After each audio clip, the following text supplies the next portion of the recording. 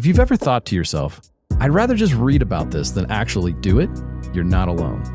The Enneagram 5 newsletter exists to help you move from knowing to experiencing.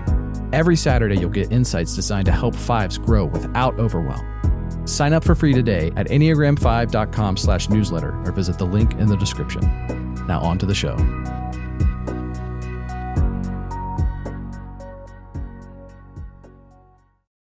So Cody. Yes. What's your favorite thing about Donald Trump? Hang on, I'll think of something. My favorite thing, his expert ability to hide things. What's your favorite thing about Joe Biden? His just prowess walking upstairs.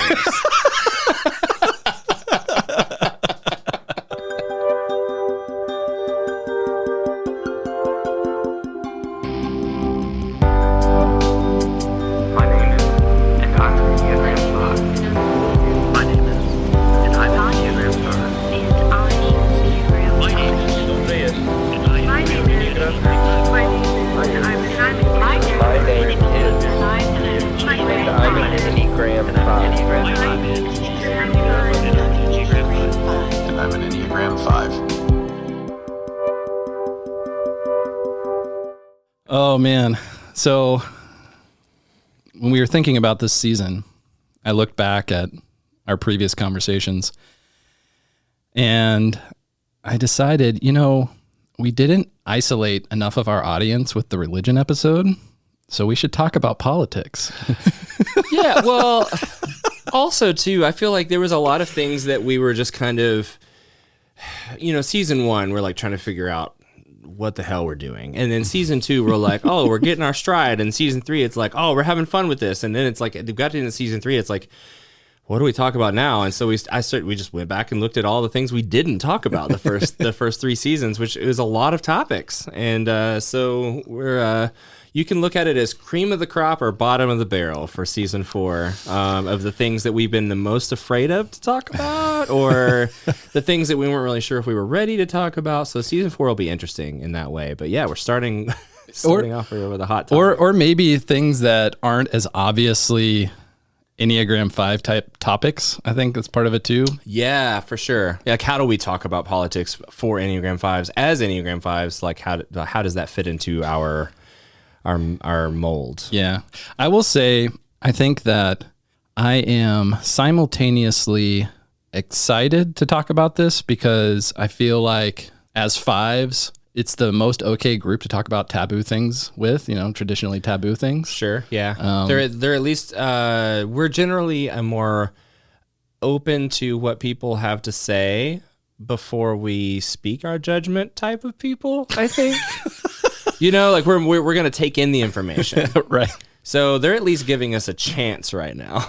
Well, and also it just seems like based off of, us and the community that on average, I think 5s are into more weird stuff and kind of more non-typical interests and topics, and are more okay with talking about things that other people might not be okay with talking about, kind of in polite society or whatever.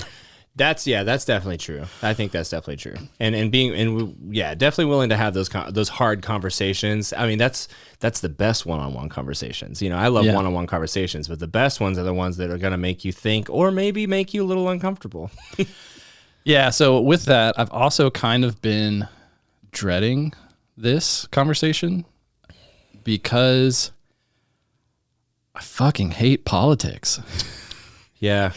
And I, honestly, you and I have not really talked about politics in a while. No. And I've shifted a lot. I don't know if you've shifted. And so there's a lot of, I don't know, I guess, I don't know if anxiety is the right word, but just uncertainty in how this conversation is going to go between the two of us, but also how this conversation is going to be received in the broader community. And yeah, Well, there's a lot that we've talked about over the last couple of years, and every time I start the conversation going, I don't know how this is going to go, and I don't know how people are going to receive it. And I feel like so far, it's been all right. That we know of. That we know of. I mean, we've had people have said positive things, been really nice so far. So, yeah. This might be the one that just... Yeah. If you hate it, go ahead and tell us. I mean, it's fine. It's fine. I don't care. Yeah, I don't care. There are other podcasts. No, just kidding. Just kidding. We want to keep you. Maybe we can set this up as...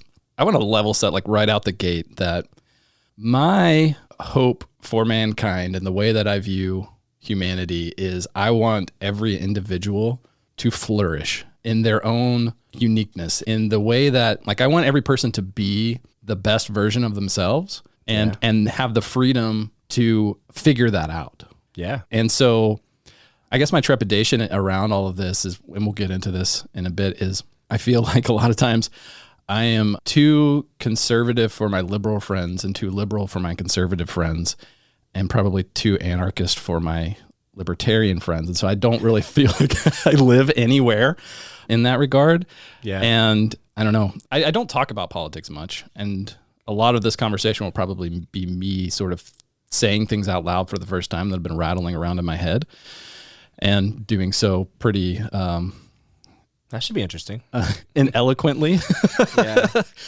Well, just keep saying versions of it over and over again, and I'll edit the best one together. I'm going to come off as like the most eloquent person ever. And then Cody's going to release all of the 10 versions of me saying really stupid shit. Yeah, in the community. I'll say that one. I'll save it for that. No, you guys get the best version that we can come up with, that I can come up with after the fact. So for whatever that's worth. No, I get that though, and statistically, most people are kind of in the middle and don't fit into a box. Mm-hmm. And so I think that's kind of where we are right now, right? Like none of us fit into the mold of the system that we're all operating in to like exist in this country that's also an experiment. So that's never been proven to be a good experiment. I think that I will probably rant, and I will probably say weird things, and then I'll cut it out, and then Cody will cut it out, or he'll leave it in, depends on what you say. Yeah, but I hope everyone takes it as I really just genuinely want each of us to be able to figure out for ourselves, how to be the best version of ourselves. Well, and also too, like, we're trying to create a space in which it is safe to express yourself as who you are, as from the very first episode to now. We created this podcast because there wasn't a space for Enneagram Fives. There wasn't a space for resources. There wasn't a space for us to be ourselves together, to better understand ourselves and each other, and learn different perspectives. And so hopefully that's what this conversation continues to do, is create a space. And for us to create a space for all of you to be safe and feel comfortable, we have to do that for ourselves as well. So that's what we're doing. So you and I have a safe space here right now. Yes. Okay, good. Yeah. I don't know. Did I just give you permission? I don't know. I don't need your fucking permission. Okay, so maybe we start with our political journeys. Cody, what was politics like growing up for you? Like, was it part of your life? If so, how so? And how has that changed over time? Yeah, politics was kind of a convoluted thing. It was very much tied to religion. It was very much tied to kind of just overall the everything is kind of this belief structure that kind of is just a casting a shadow over everything that I do.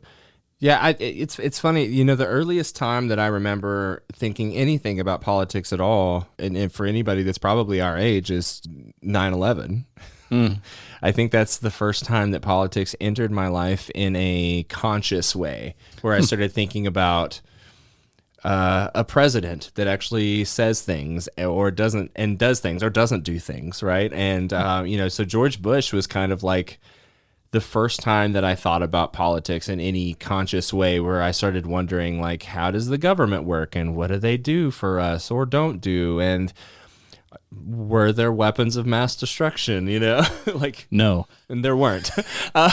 And so, all of that was, and honestly, it's probably why the movie Vice was so interesting and fun for me to watch, because it was taking me back to the time that was in the first introduction of politics into my life, and this idea of, what they do or don't say and all of these things. So the movie Vice, if you have not watched it, is incredible. I have not seen that. It's amazing. That was really the first time that I ever thought about politics. And so, and that was all within this grand scheme of things of like George Bush was the chosen one that God wanted to be in office, right? It was, and that was kind of how politics was always painted to me, because I went from like charismatic circles to fundamentalist circles, and went through all these phases. In my earlier, because I was in Calvary Chapel, if you're familiar, and they're kind of like Baptist light with some cool clothes on, and so like, and they play like guitars, and so there was very much a who you vote for is tied to what you believe and what you want God to do in the White House, right? And so all of that was kind of tied together. And that was what was painted. That was the picture that was painted for me growing up through my teen years into my adult years. And from the moment that I was able to vote, I voted strictly Republican, because the Republican Party was the party that only cared about what God cared about.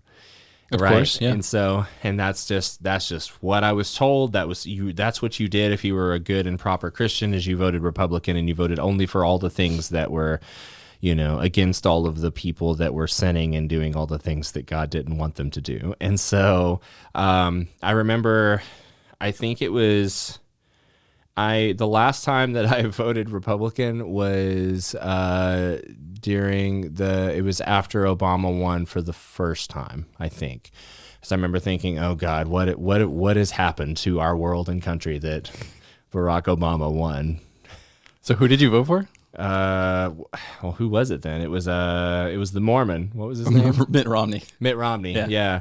So Mitt Romney was the last time that I voted Republican, and then from that point on, it was around that time that I think there's a lot of shifts that happened in my life. So that would have been 2008. Yeah. And so I started thinking a lot about that was when I was going through kind of a shift in my life, getting to know a lot of people that were not like me, and starting to expand my worldview a little bit, and introducing a lot of further education into my life in some ways, that just like starting to learn a lot more about the world and other people's experiences and what was happening in other countries. And I think that, and what that did was it created in me a more globally centric view of existence and in life, and not just like what it is that I believe and how everybody should adhere to what I believe or what I've been told to believe is really what it was. And so I think that started to really shift things, right? And so, and also, like, Obama was in office for 4 years, and he wasn't the Antichrist, it turned out. So, it was like, it turned out to be like not what everybody said it was going to be. It wasn't as bad. And also, he passed a lot of things that helped me a lot in that point in my life. Obamacare was a massive help for me. I didn't have good health care before that. And even after that, the first few years, I didn't pay for health care for like 6 or 8 years. And so, and I could go to the doctor and not have to worry about how it was going to like destroy my life. And so, there was things like that, and then I started thinking about all the other people that make even less money than I did, and how those things were helping them. And so, and then the more that I grew up and got into my adult life, the more I realized how absolutely ridiculous everything that I ever thought and believed before was, and for myself. And it was so hard for me to even fathom shoving my beliefs down other people's throats through law. And so that was where I spent a lot of my adult life, I think. And then I got into my 30s and deconstructed fully out of faith completely, and have pretty much, I would say that I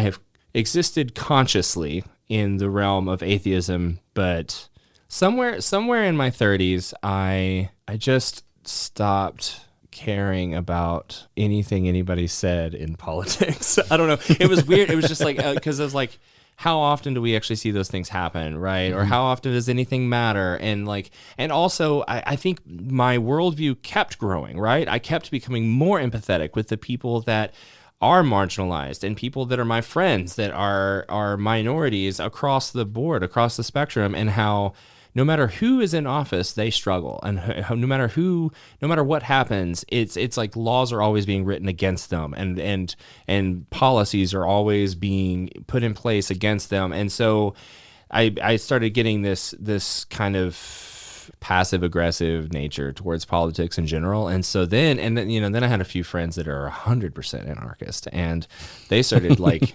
saying things like, why does it even matter? And should we burn it to the ground? And I was like, that sounds pretty nice. And they're like, yeah, that does, doesn't it? But honestly. And so, fast forward to now. And I mean, I had a conversation with my parents on the phone yesterday. I'm sure they're going to love hearing this. I don't even know if they listen to this podcast anymore, but we'll find out, I guess.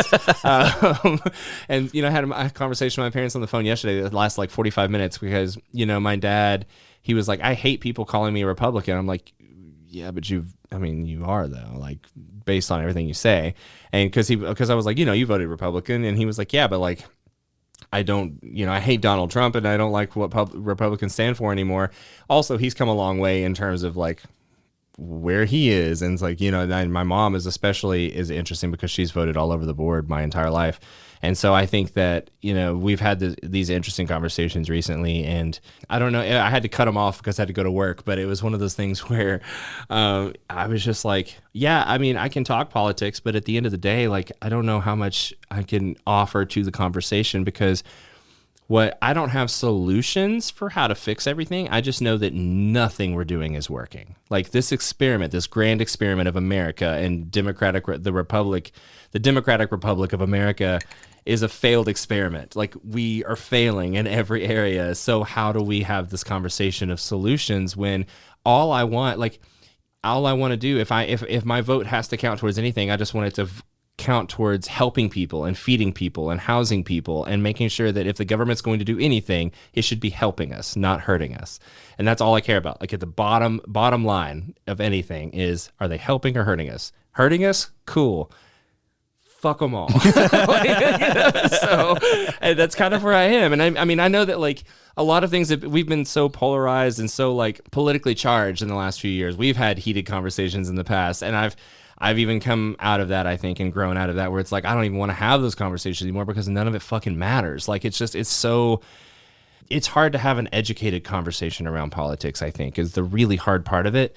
And as an Enneagram 5, that is the most, I don't want to be pulled down by like the tribalism, and the murmuring, like the whole idea of just like, mudslinging because we're gonna be on one side or the other, and like why did we decide to have one side or the other? Like it's just when you take all that away, and that's what I was explaining to my parents yesterday, like you take all of that away, all the polarization, everything before, all the heated language and stuff that was like triggering our amygdala only and only emotionally reacting, right? Like we're all in the middle. Like we all kind of have most things in common. And I think that especially like our generation and below can pretty much generally agree that people matter and that we should be considering people first. And that's what the government was here to begin with. And they should have been here creating resources for us from the beginning. And so like, that's, I think my dad had always, and like many people in my dad's generation have called me like a, bleeding liberal and all of that stuff. But like, I don't consider myself a liberal. I just consider myself people-centered and a humanist, right? Like I just, we're all human. Like, why can't we all treat each other like we're all human? And so that's my journey basically. So here we are. No, I love that. I'm really glad we're having this conversation because I feel like it's needed between the two of us. Yeah. So thank you for sharing that. Yeah. There are a lot of similarities with my journey, except I didn't care about politics at all until my 30s, really. Yeah. So I grew up, technically I grew up conservative, but my parents never talked about politics. I never knew who my parents voted for. I didn't even know if they voted. I don't know if they voted. I have no idea. We never talked about it in our house. We didn't really talk about a lot of things in our house. But, I always just kind of viewed it as something separate from me that didn't really have much of an impact. And I kept that view through so pretty much all of my 20s. And then, around the time when I turned 30 is when I became a dad. And I do remember, so technically I was probably was a Republican just because my family, like we Tribally. I was sure. like, grew up around conservatives. Yeah. But I didn't really care enough. And I think that the thing that always turned me off was I never got into politics because anytime I would try to look into it, it always just felt like it was impossible to know what was true. When everyone is lying, it's impossible to figure it out. And I want to be able to like rationalize, like reason about things. And I want to be able to make sense of things. And you can't do that if there's no truth. Or if the truth is so obscured that you have to like sift through all the doublespeak and all the manipulation to like even sort of get to it. So I just pretty much ignored politics my whole life. I felt like it didn't really matter. It didn't affect me. And then when we were living in Nashville, I would say I started to really lean left. This was around the time when I was deconstructing and we were both kind of leaving faith together on our own separate journeys. Yeah. And the funny thing, actually, I think I mentioned this in our religion conversation, but the thing that changed my direction was we moved from Tennessee to Washington State. And I think my conservative like family thought that I went out to Washington and became a liberal. But that actually wasn't the case. Well, yeah, because you were kind of in a religious bubble. Well, I was, but that was the interesting thing. And so I was working for a Bible software company. But it was actually really great in that regard because my bubble was so small that it opened me up to all kinds of new ideas, like in the theological space. And I realized, hey, I grew up thinking Catholicism was a cult because that's what I was taught. And so then I started hanging out with Catholics. I'm like, hey, these guys are pretty cool, and like just stuff like that. And to be fair, a lot of cults are pretty cool. That is true.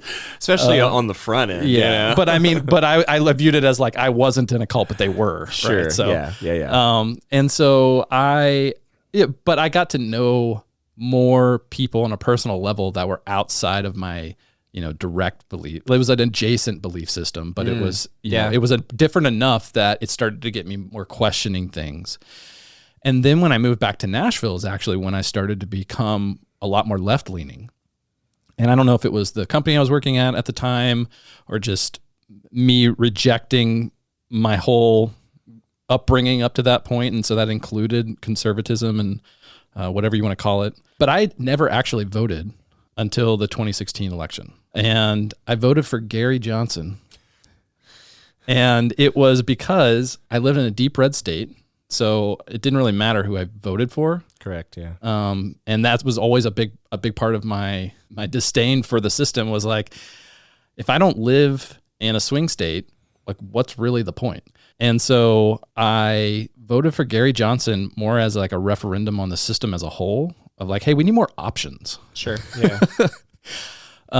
And then I was shocked when Donald Trump won. I remember sitting in We were our sitting apartment together. Yeah. I was sitting in your floor. And Amy looked at me and was like, he's not going to win, right? And I was like, no, there's no way. And then we all just kind of watched in shock. Watched in shock as all of the polls were wrong. That was the first time there's like a massive breakdown of the quote unquote system that we'd always known, It was, it wasn't. But even at that point, I'm like, okay, whatever. I don't really care. And I just sort of opted out. But the funny thing was, and at this point, like I never really paid attention to the news. Most of the time I was in survival mode. Yeah. So I never paid attention to the news, definitely never paid attention to politics. And the funny thing is I started following like the news and like the Apple News app because the whole Stormy Daniels thing with Trump, it kept being like, oh, we're going to catch him and we're going to get him this time. So I'm like, okay, well, I'll just check and see if there are any updates on this. And then that got me sucked into more and more and more. And I was following, I'm just waiting for them to take Trump down. Yeah. And I kind of got sucked in. And was just very like, one of the things that I've learned through all this is how much that shit affects you at the unconscious level. And even if you don't watch Fox News or watch CNN or MSNBC, just the fact that so many people do, it permeates into the culture and you pick up on things unconsciously and you form opinions on things unconsciously that you don't even realize a lot of the times. And I started developing like this just hate for Donald Trump and the Republican Party and all of this stuff. And this would have been around like 2017, 2018. But at the same time, I was trying to run my own business and in survival mode. And so I didn't really give it a lot of thought until we all locked down in 2020. And that just like, it was a complete pattern interrupt. And the funny thing is, I actually started getting into politics because of UFOs. And when the Pentagon confirmed the authenticity of those 3 videos that were released with the New York Times article in 2017. Yeah. They did that in 2020, and that's what got me interested in that. And as I started looking into that, I found some people who were talking about it. One of the people was Sagar and Jetty, who at the time was on this kind of startup show called Rising on the Hill. And I started watching their show kind of daily, just like updates on things. But it was really interesting to me. The thing that I appreciated about the show was he was right-leaning, and then his co-host Crystal Ball was left-leaning. And so, a lot of times they claim to be populists. I would question that, but they claim to be populist, and they were saying, bringing up a lot of points I hadn't really heard before.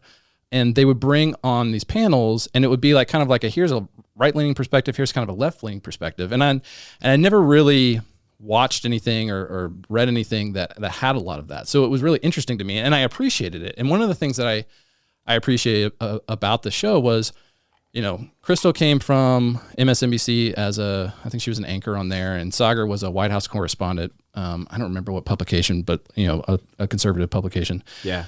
So they both, and I think Crystal actually ran for office at one point, and so they both had a firsthand understanding of how the media works and how kind of politics work behind the scenes. Yeah. And so I was watching them, and they were, I would read something in a headline in like New York Times or Washington Post or something, and then I would listen to them talk about it and realize I'm missing so much context here, and I have no idea how the political system actually works. And so I started to learn about things like why McConnell's strategy for stacking the Supreme Court and all these things, like why that matters. And really, it's because Congress doesn't want to actually do their job. Yeah. They don't want to vote, because if they vote, they go on record, and then you have something to complain about as a voter. And so they do everything they can to avoid voting on things unless they know that what they're voting on is never going to pass. And so they'll vote on it. Yeah. See, look what we did. Yeah, exactly. Yeah, exactly. And it's just, and it's just bullshit. Yeah. But I started to learn how to look into who's funding them. What have they voted on? What have they said versus what have they done? Yep. And it started to open up my eyes to how the system works. And the more that I did that, the more I started to understand, which engaged me in politics, because I wanted to figure out what was going on. Mm-hmm. And so they ended up leaving the Hill, and they started their own thing called Breaking Points. And I followed them for a while. And now the funny thing too was, when I first started watching them, I was very much in alignment with Crystal. It was very left-leaning, right? And I remember thinking, Sagar seems like a smart guy. Like, why would he be a conservative? And then he would say certain things. I'm like, actually, that makes sense. And I hadn't thought about that before, and that I didn't even know that was a thing, and just stuff like that over time, to where I started to align with him on a lot more stuff.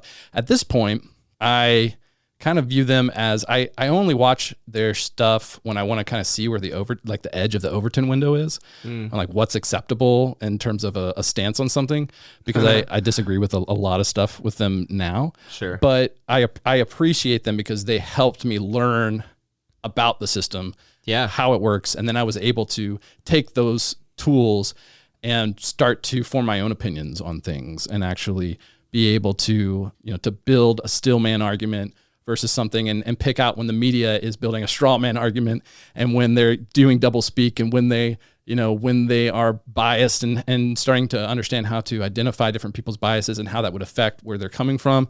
Yeah. And a lot of the stuff that I've been doing over the last 2 years, especially, is going back and like people that I still actually can't really stand on a personal level.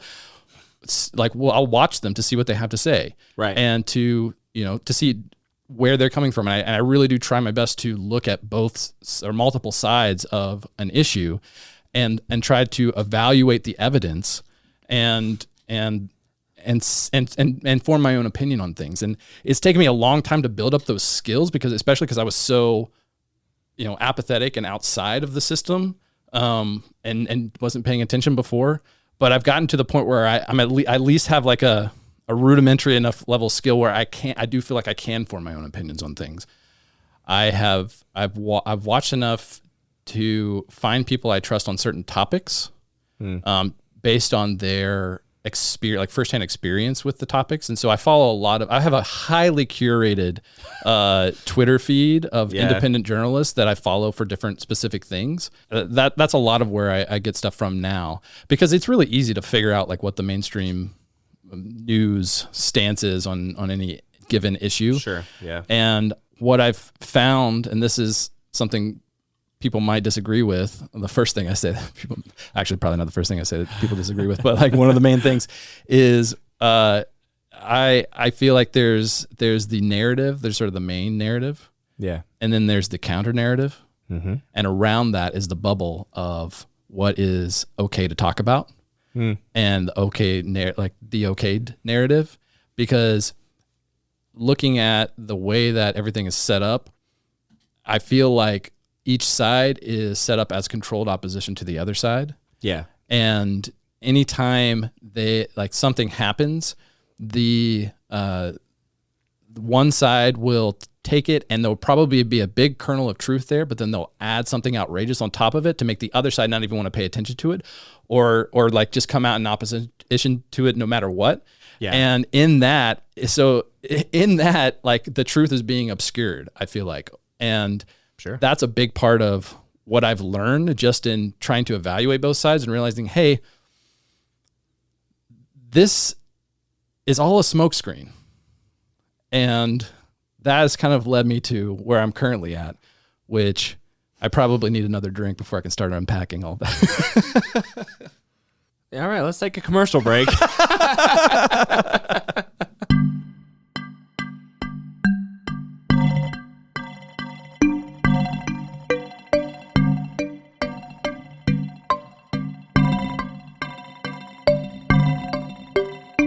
find that I have my political beliefs, like my basic fundamental beliefs that drive my political leanings, but I don't like talking about them unless I know that it's in more of a controlled environment, that somebody is intentionally wanting to speak freely and being open about my opinions versus theirs.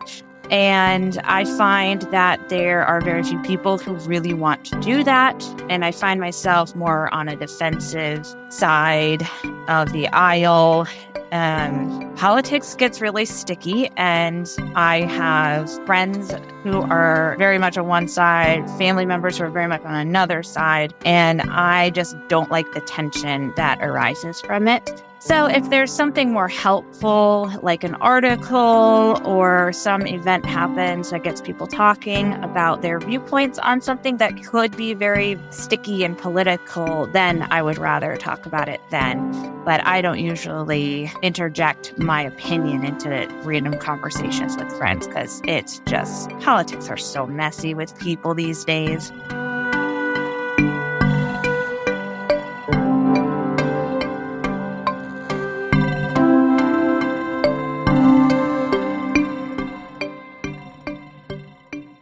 Yeah, I think that I see what you're saying, and I agree with you. That there's the whole narrative issue, and I think that that's why I find myself looking for news that is more like old school news. Is like there's a few people left. NPR does a really good job of doing this podcast called Up Next, and literally it's just like a 15-ish minute podcast where they say the headline of something that's happening around the world or in the U.S. They give you a little bit of backstory. They might have somebody who's involved in the story that actually it affects. But most of the time, that's not even the case. It's like reading out the story, reading out the things that have happened, and then they move on. No commentary at all. Yeah. And so I'm always looking for like commentary lists news, right? And talking as about much as possible. NPR, the state-sponsored media organization. Yeah, for sure. But I mean, but that's not the only place I'm listening either. Obviously, I'm just giving you shit.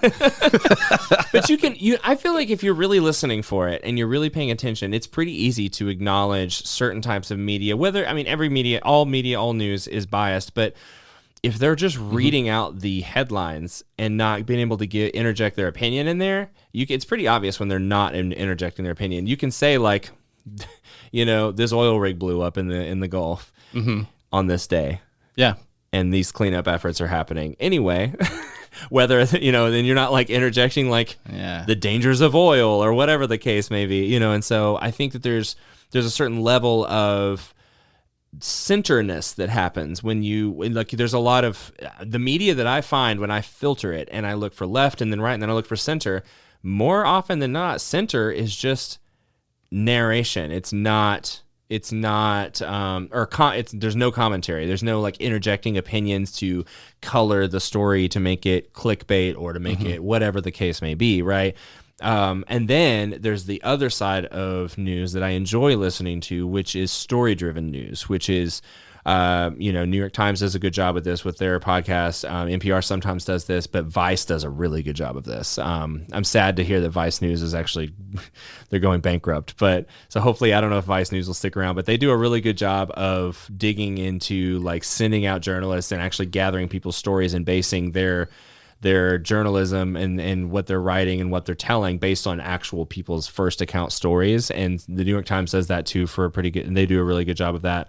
And so, and that helps people expand their worldview. I've sent, podcast episodes to my parents and it's, changed and other people that I know, and it's changed the way that they think about the Middle East or, things like that. And I feel like that's something that's very impactful especially, and they've, wrapping back around to what podcast we're on right now.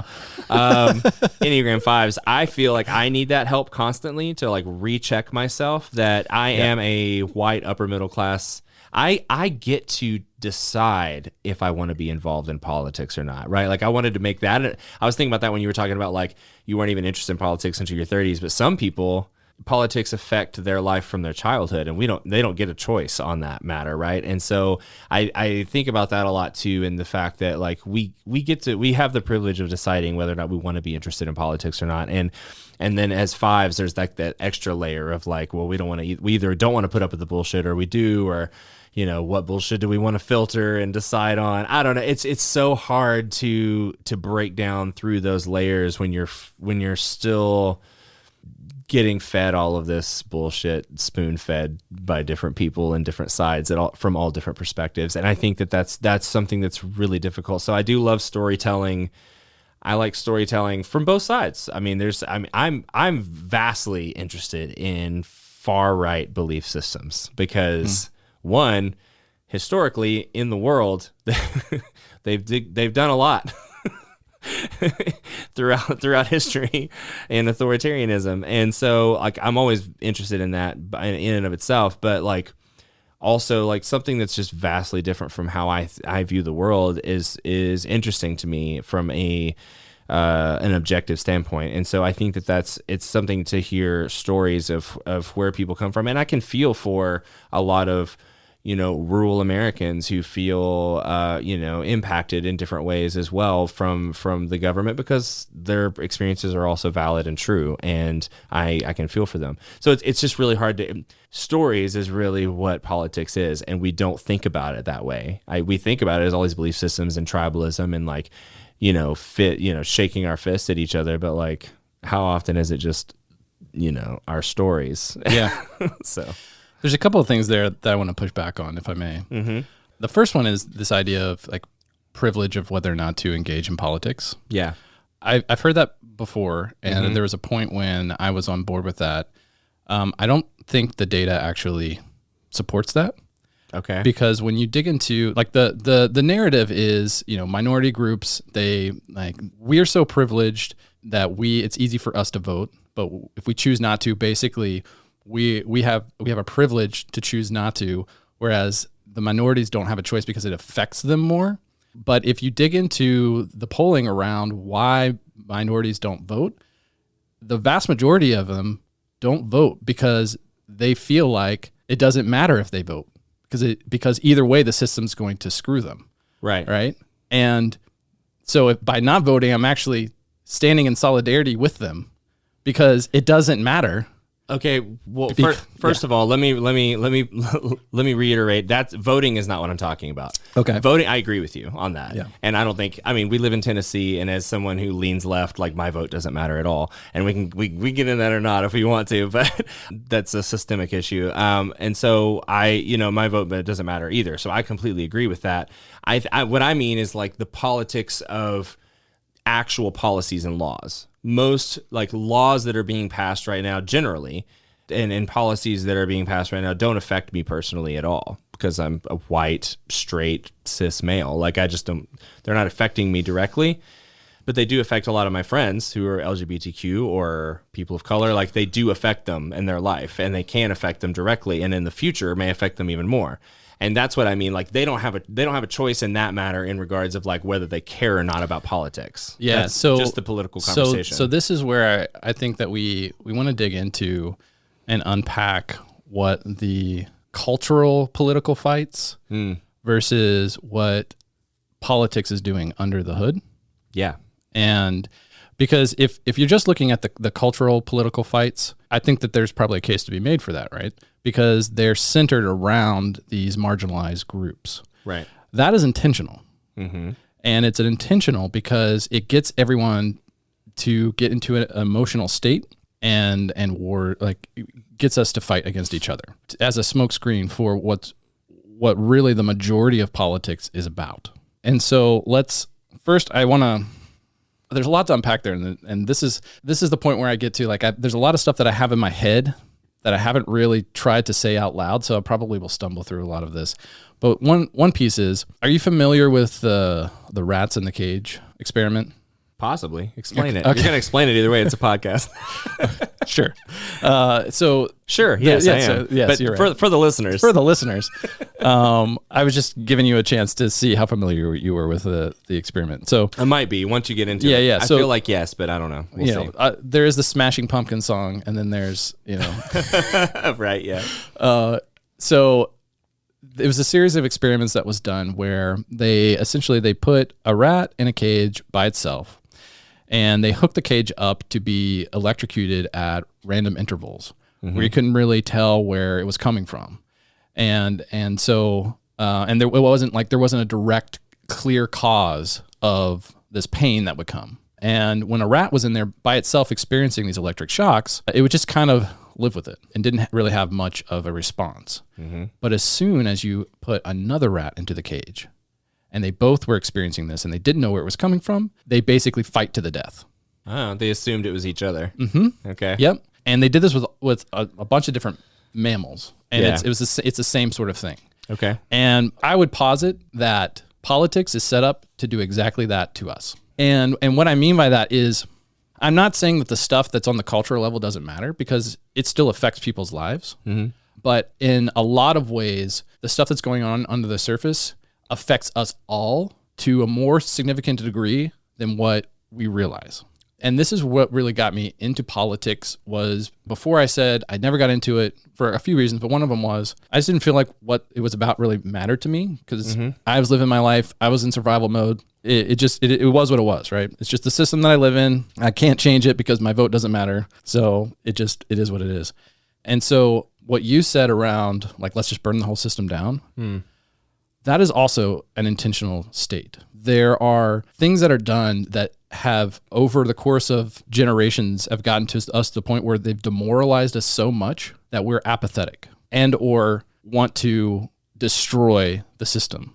We can unpack like why I feel certain ways about this, but I suspect that it's all leading up to an outcome that they're trying to create. And so there's this quote by Charlie Munger that is, show me the incentives and I'll show you the outcome. And what we have to understand is they control the incentives structure of the game. Yeah. They control the flow of information of the game. And so they can't necessarily force an outcome, but they can drastically increase the probability of the outcomes that they want because we've handed over the power of them to control those things. Right. And so there's a lot of stuff that goes in under the hood that it happens so slowly. It's like a frog being boiled. Right. And we just don't even realize that it's happening.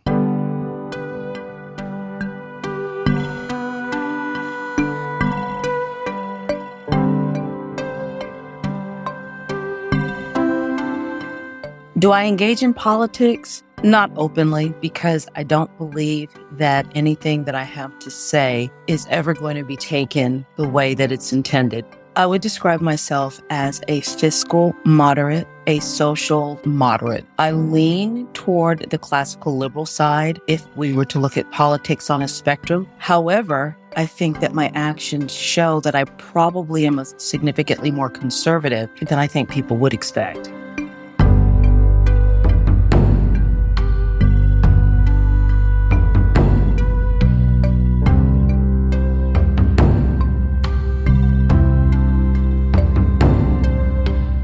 As a 5, I struggled with politics for a long time, and I really was outside of it. But in the last 5 or 6 years or so, I've gotten very passionate about it. But from a 5 perspective, I started a newsletter about how to talk to people in a respectful way, and by using the things I learned from doing research on things like that. So I call it Mending Fractured Relationships, and I'm trying to help other people do it and apply it myself. I'm not as good as I wish I could be, but I feel like I have some tools and that I'm helping other people.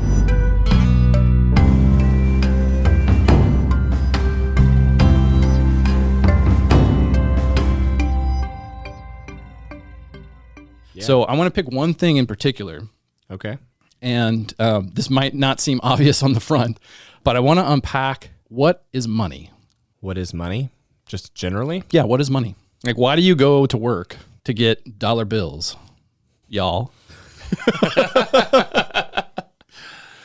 Yeah. What is the utility to you of having money? Obtain resources. Obtain is resources. Probably the base, yeah. So why don't you just work and get paid in an apartment and get paid in groceries instead of getting paid in dollars? The first thing that comes to mind based on that information, if in the comparison in my head, is that there's not nearly as much serotonin released in my brain from obtaining money and choosing and getting to choose what I want to do with that money versus we'll give you an apartment, we'll give you food, we'll give you all of the resources you need if you just work this amount of hours per week. It's all given to you.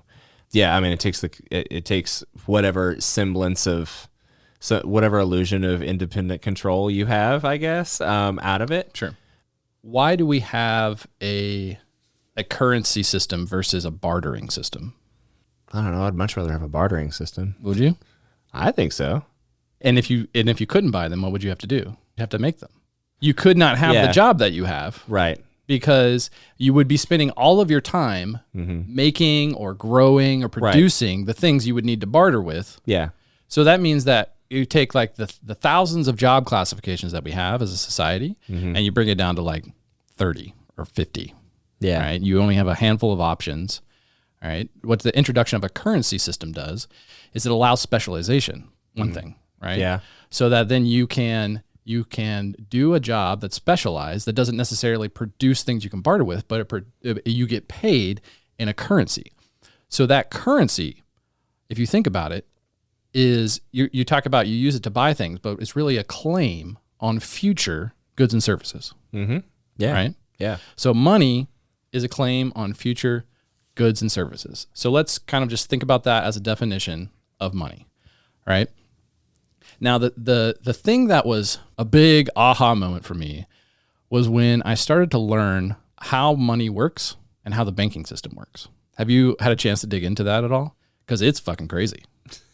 Let's just go into it. I mean, a little, but not more than I have the time for. You've clearly had more time to do it. So it's become an obsession of mine because when I first heard about it, I'm like, there's no way that this is actually how it works. This is batshit crazy. So we live in a country and in Western society, most advanced societies at this point, right? Yeah. We live with a banking system called the fractional reserve banking system. Have you heard of that? Yeah, no. Not in that phrase, no. Okay, so basically so I'm going to oversimplify it just for the sake of this illustration, but it's essentially like banks can only lend out 90% of the deposits that are in the bank. Yeah. Right? So let's say, Cody, you get paid $1,000. That goes into your bank account.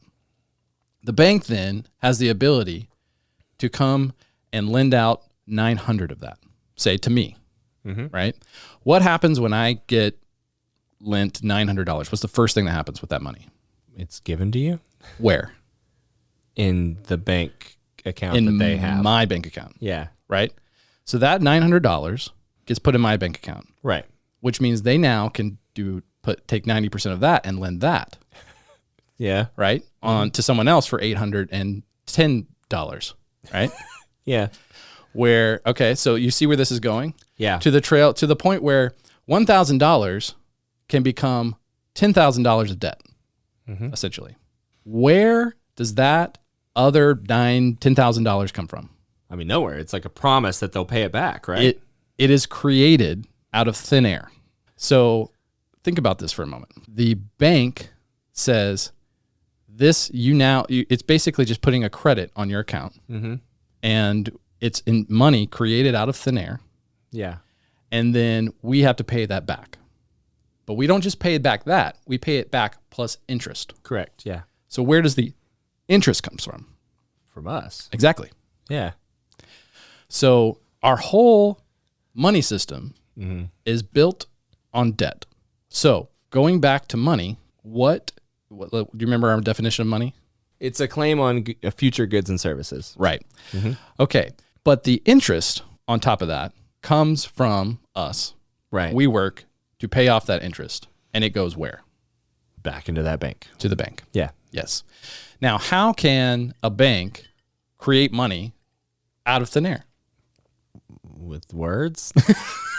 So the way that it used to work, because we had a fiat money system that was tied to a hard asset called gold, and we have a central bank called the Fed. Right. Okay. What do you know about the Fed? That they print money. Okay, great. That's a good start. Yeah. So essentially, the Fed has a couple of mandates, but at the end of the day, you can boil it all down to the Fed sets the price of money. That doesn't make sense on the surface until you realize the Fed basically backstops all of the banks. Well, that makes sense because if they're printing money, I mean, the more money you print, the less it's worth. So, like, they have to decide. So we're getting to that, but before we get to that, they have a couple of mechanisms that they use to influence the economy. One is they set the Fed funds rate. So they set the base rate of what it costs to borrow money. Okay. So they have their rate, and then the banks, and basically they're quote unquote lending to the banks. The banks are then lending to you, and they make their profit in the margin between what the interest rate is from the Fed and the interest rate that they charge you. And usually there's like 1% to 2% difference in there on average, and that's where they make their money. Okay. So essentially, that's how the Fed determines what the price of money is. So let's kind of keep that in mind. And I know this is complicated, but there's a place that I'm going with this. So money is a claim on goods and services, and then debt is a claim on the future goods and services at some point in the future, right? So if you start to create money and you're charging interest, you are placing a bet that essentially the output of Cody is going to be greater in the future than it is right now. Yeah. Because you've got to pay that back plus interest. Right. Right. Now take that and scale it to the whole economy, which means that the future has to be larger than the present. If you take a whole system and set that as the incentive structure, that means that you have to have growth at all costs. Because if you don't have growth, everything falls apart. Right. Your bank's closing. Yes. Yeah. So think about, in our whole system, the implications of that statement. Growth at all costs, or the system falls apart. Yeah. What kind of decisions are you going to make?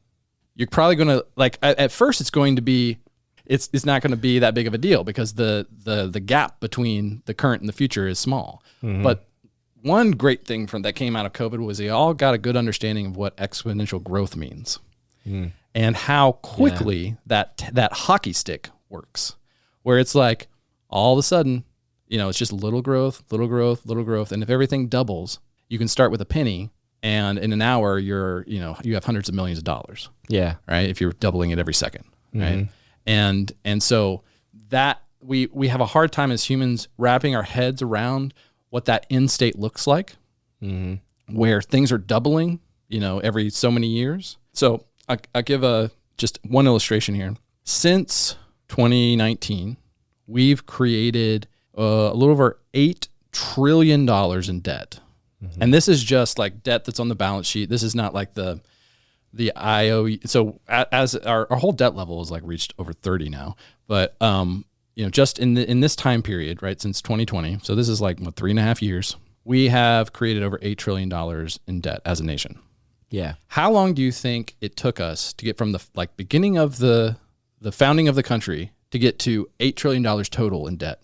It was a long time. How long do you think? The founding, when did we hit the $8 trillion mark in total debt? I don't know, 30 years ago, 50 years ago. It was 2005. Oh yeah, okay. So about 20 20-ish years ago. So from That's what I knew it was soon. Yeah, I knew it was like it took forever to get to 8 trillion. Right. Yeah. And now we've gone from and we're growing at an exponential rate. But think about that for a second. Right. Think about that claim on the future growth. Yeah. It is absolutely unsustainable. Right? Right. And so there is a point in which this falls apart. Right. Yeah. There's a reckoning coming for sure. There is a point at which this absolutely falls apart. And it's one of those things where if you're familiar with complex systems, the difference between complicated systems and complex systems is in complex systems, there are emergent behaviors. So you can't predict what's going to happen. You can make some educated guesses about some things that might happen. But we have, if you look at the global economy, it's nested complex systems.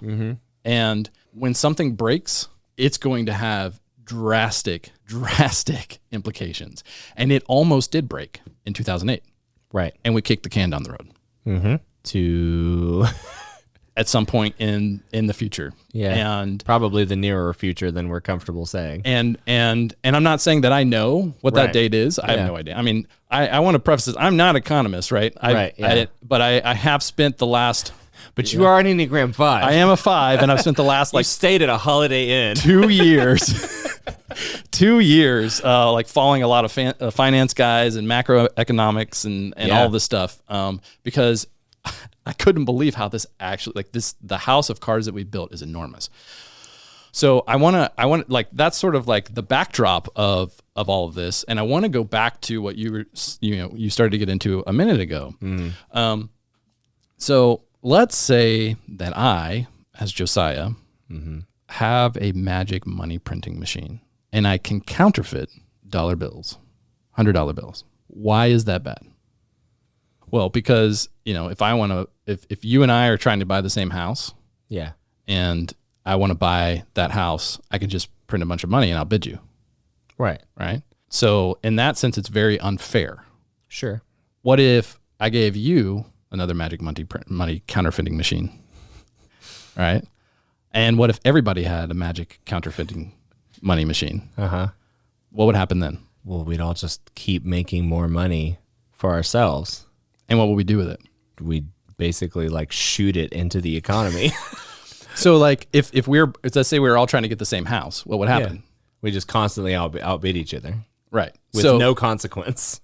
Right. Which means, so what gives things values is scarcity. There has to be some level of scarcity to it in order for it to increase in value. Yeah. So what's the difference between me counterfeiting money and the Fed printing money? If I counterfeit money, it benefits me. Yeah. At the cost of everyone around me. Yeah. When the Fed prints money, it benefits them at the cost of all of us. Yeah. That is the only difference. They want to be able to choose who gets the money. So if you look at this from, a long view, let's go back to, the Fed was created in 1913. And at that point, if you look at the inflation over the course of pretty much from the beginning of the country until, the early 1900s, the cost of goods pretty much stayed the same. So we would have wars and inflation would spike because of all wars are inflationary, right? But they would come back down in like a decade or two to roughly the same place where they were. The Fed was created in 1913. Not that long after that, we have, and it wasn't just created in the United States. So around that same time, central banks were created in all the Western world, essentially. Yeah. Right. We have World War I, and basically the central banks fund both sides of the war. And all of a sudden we end up in this place where at the end of the war, you've got Germany, France and England, and forget who else in that, but they meet and they say, hey, look, you basically destroyed Europe. You got to pay us back reparations in all of this. And their economy had been crushed as a result. And they're like, we can't pay you back. And so they start printing money, and they print money to the point where they have hyperinflation in Weimar, Germany, where basically people are taking wheelbarrows full of cash just to buy groceries. That's how worthless the currency becomes. All right. That leads to extreme unrest, poverty, radical populism, leads to the rise of Hitler. And we have World War II.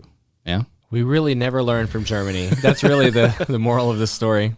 Right. Anyway, so go on. What happened in World War II was really interesting after World War II, because essentially the United States made out like bandits in that. Because we came in and I always get Axis and Allies. The Allies, right? That's us, right? That's the Sure. yeah. So the Allies, they pay us a bunch of gold, right, to help them out and send them equipment, military equipment. Yeah. And then we get involved and we, quote unquote, help win the war.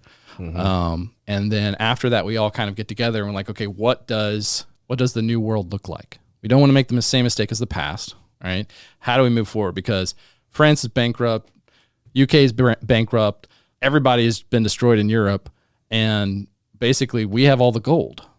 And so we meet at Bretton Woods and we say, hey, why don't we take the US dollar and make it the world reserve currency, and we'll hang on to the gold.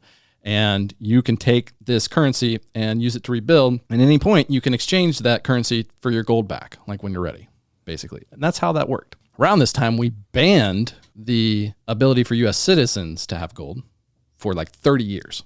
And then around the late 60s, late 60s going into the 70s, I believe it was Spain started this off. There started to be some doubt zone of like how it was supposed to work was a dollar was supposed to give you a certain amount of gold, which meant that we had enough gold to support all the dollars. There were rumblings that we no longer had, like we had way more dollars out there than we had gold. And so people started to mistrust that. And they're like, hey, we're going to give you your dollars back and we want the gold back now.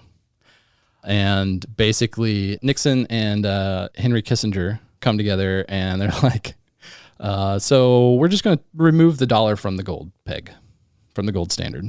And you can no longer turn in dollars for golds. This is just going to be temporary, because we need it. Basically, we've hit the 70s.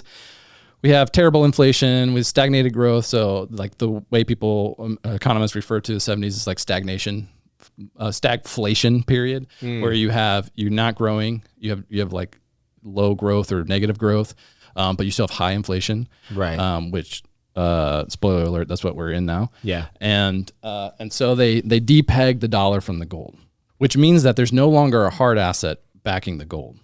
So what happens at that point? They can print money as much as they want, which they do. Yep. So they moved over to what's called now, instead of pegging the price of the dollar to gold, they pegged it to oil. And we have what's called the US petrodollar, essentially, is how that works, which means that we made a deal with the Saudis to only sell oil in dollars, which means everybody has to have dollars to buy oil, and everybody needs oil, which means everybody needs dollars. So we can continue to print money, and the idea is we're not going to experience hyperinflation because there's now a greater demand for the dollars. Yeah. And so basically we can just keep printing, and that's what's happened. And so if you look at wage growth in the US, real wage growth has been flat since Right. the 1971, basically. Nominally, like, it looks like wages have grown, but when you compare that to how much the cost of goods has grown, it's flat. And we all feel that. We all feel that, Right. but not all of us. It's true. Going back, what's the difference between me counterfeiting money and the Fed printing money? Them versus us versus... They get to choose Yeah. who benefits from it. Well, yeah. When I say we, I mean me and you, not the top 1%. Right. So, Yeah. so then what happens is you have this phenomenon where the people who are closest to the money printers benefit. And you have all of this extra money flowing into places like BlackRock and Vanguard and these giant corporations in Silicon Valley and Wall Street, right? What that does, though, is that drastically inflates the things that they care about, which are homes, land, yachts, all these hard assets that they can buy. Right. And so that's where they put all of their wealth. right. And Right. so when you look at and certain equities and things like that. Sure. So Yeah. there's this really interesting thing that if you look at the M2 money supply, which is basically like the best measure we have for the amount of currency that's out there, and you put it over the stock market as a whole, it's like a 97% correlation. So that means that aside from like the disruptive tech stocks, the reason why the stock market has grown is because of money printing. It's fake, right? You do Yeah. the same thing on the housing market, same level of correlation.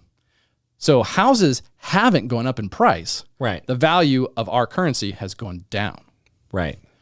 Now, the thing that I want people to understand from this, where did it go? My dollar's worth less than it was before. It's actually worth it's like down 90-something% from when it was when the Fed was created. Where did all of that go? Into somebody's pocket. Exactly. Inflation is really currency debasement. And I know, and I'm oversimplifying things. Sure. But as a whole, there are always going to be sort of exceptions and fluctuations where their supply and demand will create inflations in different areas. But on the broader arc of everything, right, inflation is currency debasement. But what that debasement is doing is a wealth transfer. It's transferring wealth from us to the top 0.1%. And you can look at that in the charts where basically everybody else stays flat and the top 0.1% just keep going up and up and up and up and up and up and up. And they look at us as, we're the common people and they deserve this. Right. And we basically are here to serve them. And the reason why I'm getting into all of this is that if you don't understand the way that money works, you don't understand the objectives of what they're trying to do and the way that they've structured the incentives in the game to get the outcomes that they want. And the outcomes that they want is to steal all of our wealth from us. We're the ones who are producing the wealth. We're the ones doing the work. We're putting in the labor. Yeah. And we progressively have less and less and less. It's impossible to, at this point especially, save for retirement. There's no way to do it. Right. Yeah. And then you have to so they did this, they've done lots of tricks to sort of mask this over the years. First they increased the after World War II, we had a surge of women into the workforce, which, by the way, I'm all for women empowerment, like great. Yeah. But we have not had an honest conversation about what that has done to society and what that's done to women. And then really what that did is it masked like the effects of this currency debasement, where like back in the day, you could go work at a factory and actually be able to support a family on a single income. And now we can't support a family on two incomes. It's like, Right. and like, unless you have a high paying tech job, you're not going to probably buy a house if you're, in our generation or below. Right.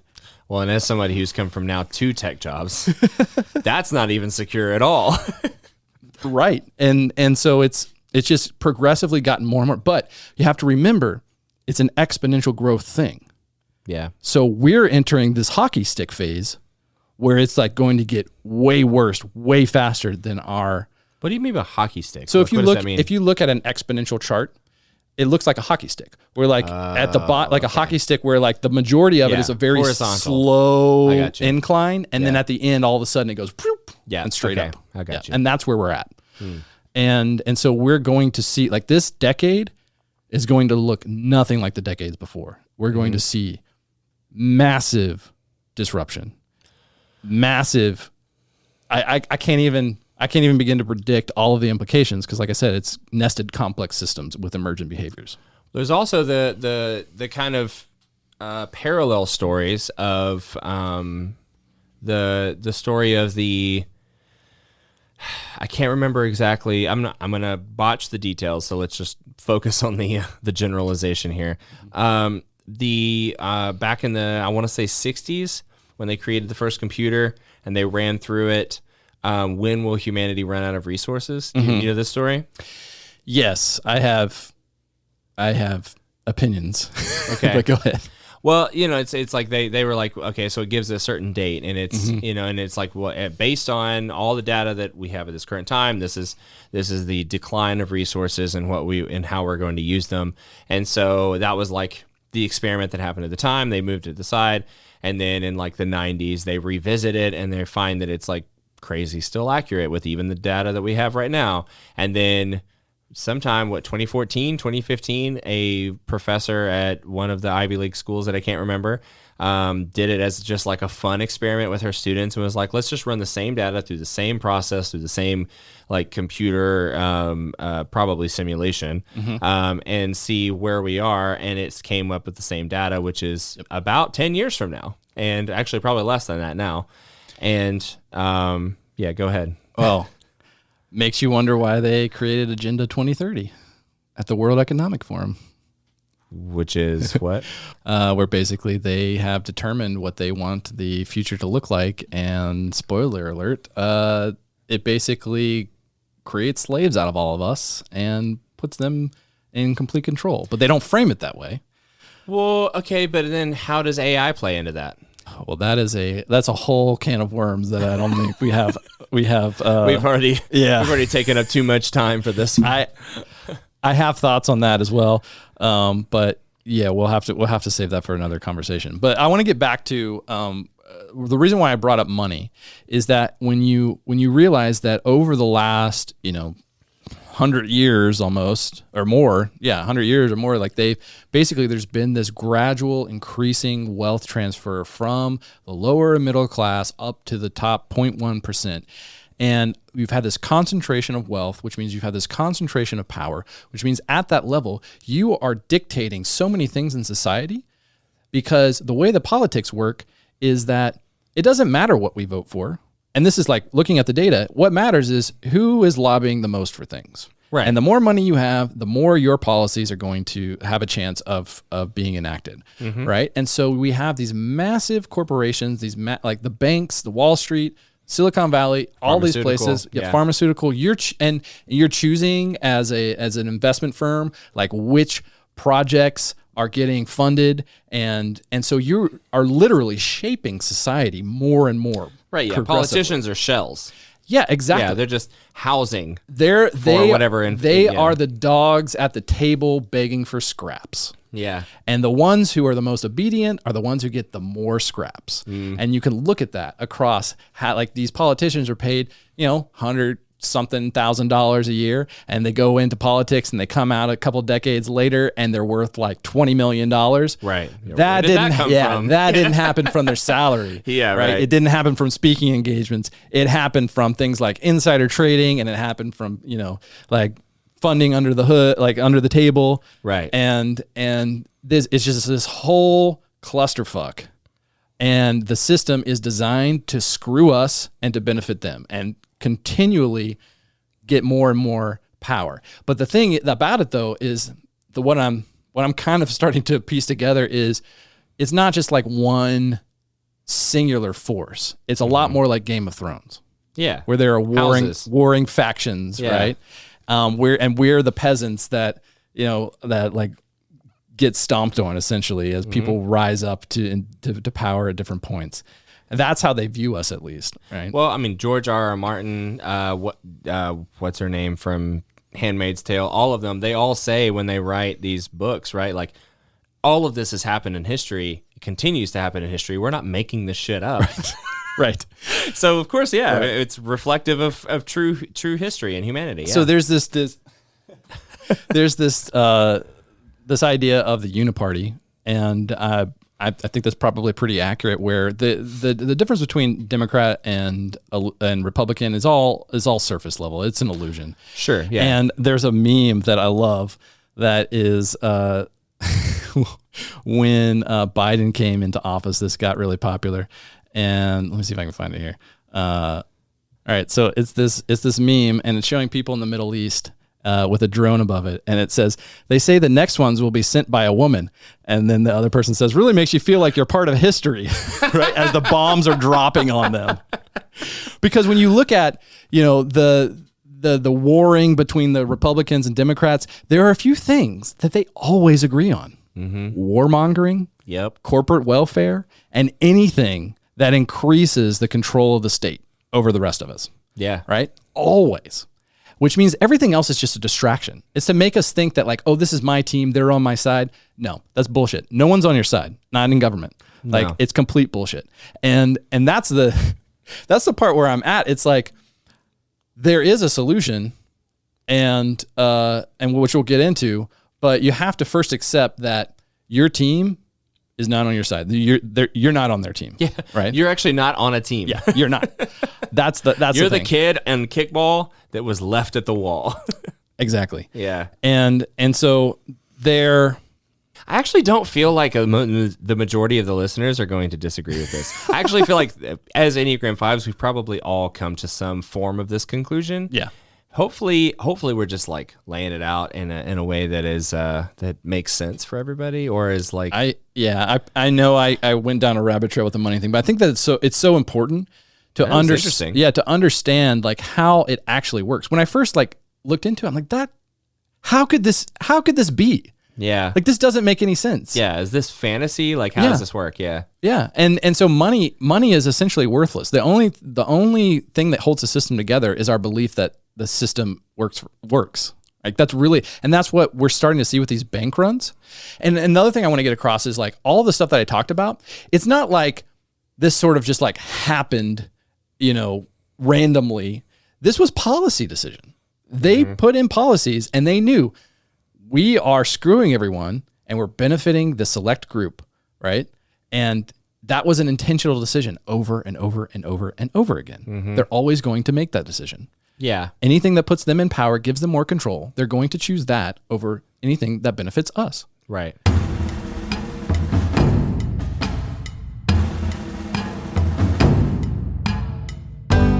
As a 5, I do engage somewhat in politics, but mostly to, I guess, discuss it with others.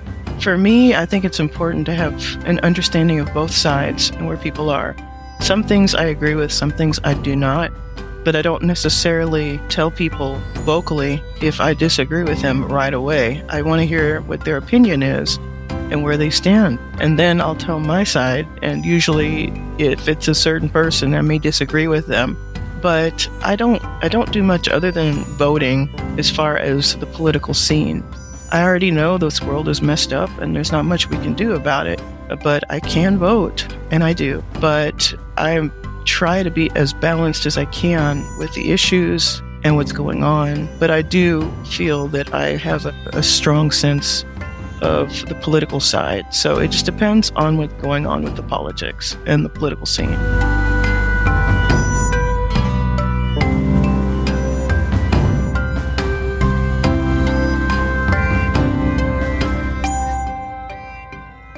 I want us, so there's a couple of directions I want to go with this in this conversation, but I want to sort of like just check in, level set. Where are you at in or how are you feeling about the conversation so far? Well, so it kind of makes sense to some degree. I can't remember who it was that that said this. I remember I saw a video that really kind of changed the way that I thought about money at the time. I can't remember who it was, but he's somebody who's very, very rich. When I saw him, I was like, I recognize him. He has glasses and he's bald, like all the other rich people. And And he was talking. He was almost like a TED Talk style thing where he was explaining like how he talks about money, what he thinks about money, and he says to the audience when talking about, he was like, when my kids, you know, he's talking about like how he teaches his kids about money, and it was a really interesting conversation. And the New York Times actually did a whole podcast about how the wealthy handle money, and it lines up exactly with what this guy says, where he was basically like, I don't have a debit card. My kids will never have a debit card. My grandchildren will never have a debit card because banks can't be trusted. It's not real. And he was just like, all of my wealth, all of my money, everything goes on a credit card.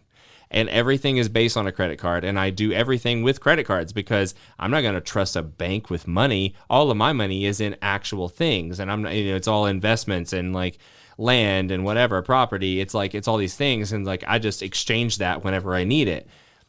Everything goes on credit cards. I have an insane amount of debt because, I mean, he has this whole explanation where it's like, you know, he goes through this whole process about how he can pay it back and blah, blah, blah. But like, ultimately what he says is money doesn't matter. Like nothing matters because I have this amount of worth based on this paper that says that I have this amount of worth. Or at his level, he has this amount of worth because of the hard assets that he owns, right? Right. Yeah, for sure. And so, and that's something where, you know, this maybe is probably one of the least popular podcast episodes the New York Times released, where they like went into this hardcore as like how people like Jeff Bezos spend money. And it's like, they don't spend money. They don't spend their own money. Yeah. Yeah. They never spend their own money. They go to banks and borrow money and spend that money. Yep. And they do it at a rate lower than the rest of us will ever have access to. Exactly. Yep. Yeah. And they don't pay taxes. So it's like they have the loophole. They always will be working outside of the system, whereas we're slave to this system that's against us. So you ask me how I feel. We're on the same page. Yes. Yeah, for sure. I've been coming to this, well, to some degree, yeah. Yeah. Like maybe, I mean, you might be more in like big picture, like stepping out from the details, but like in terms of like, am I picking up what you're putting down? Yeah. Of course, yeah, definitely. Like we're on that same page. Like everything is against us and we're all fucked. Like, yeah, I think hopefully me and the listeners are together on this. Yeah, we're not fucked. And okay. I would love to hear that side of it. So a lot of people are fucked. Yeah. But I think there are things that you can do to help mitigate the fuckedness of this whole thing, because it's shit's going to get real in the next 5 to 10 years. Like, sure. Yeah. It's going to get real. Yeah. Kind of what you were getting at with the resources thing. Well, let's just, as an example. So we, if you think about going back to what we said, like, you know, debt is a future claim on goods and resources. Those goods and resources require energy to produce. Yeah. Okay. So if you look at the GDP of all the nations, you can, it's like directly correlated with the amount of oil they have access to. Mm-hmm. Right. So that means that if we're going to, 10 years from now have basically, we're claiming double the amount of claims that we have right now. Right. So think about the output, right? If like 10 years from now, we have to have double, it's actually more like 8 years, double or less, double like what we're saying now. That means we have to have double the economic output, which means that we have to have double the energy output. Yeah. We will not have that. No.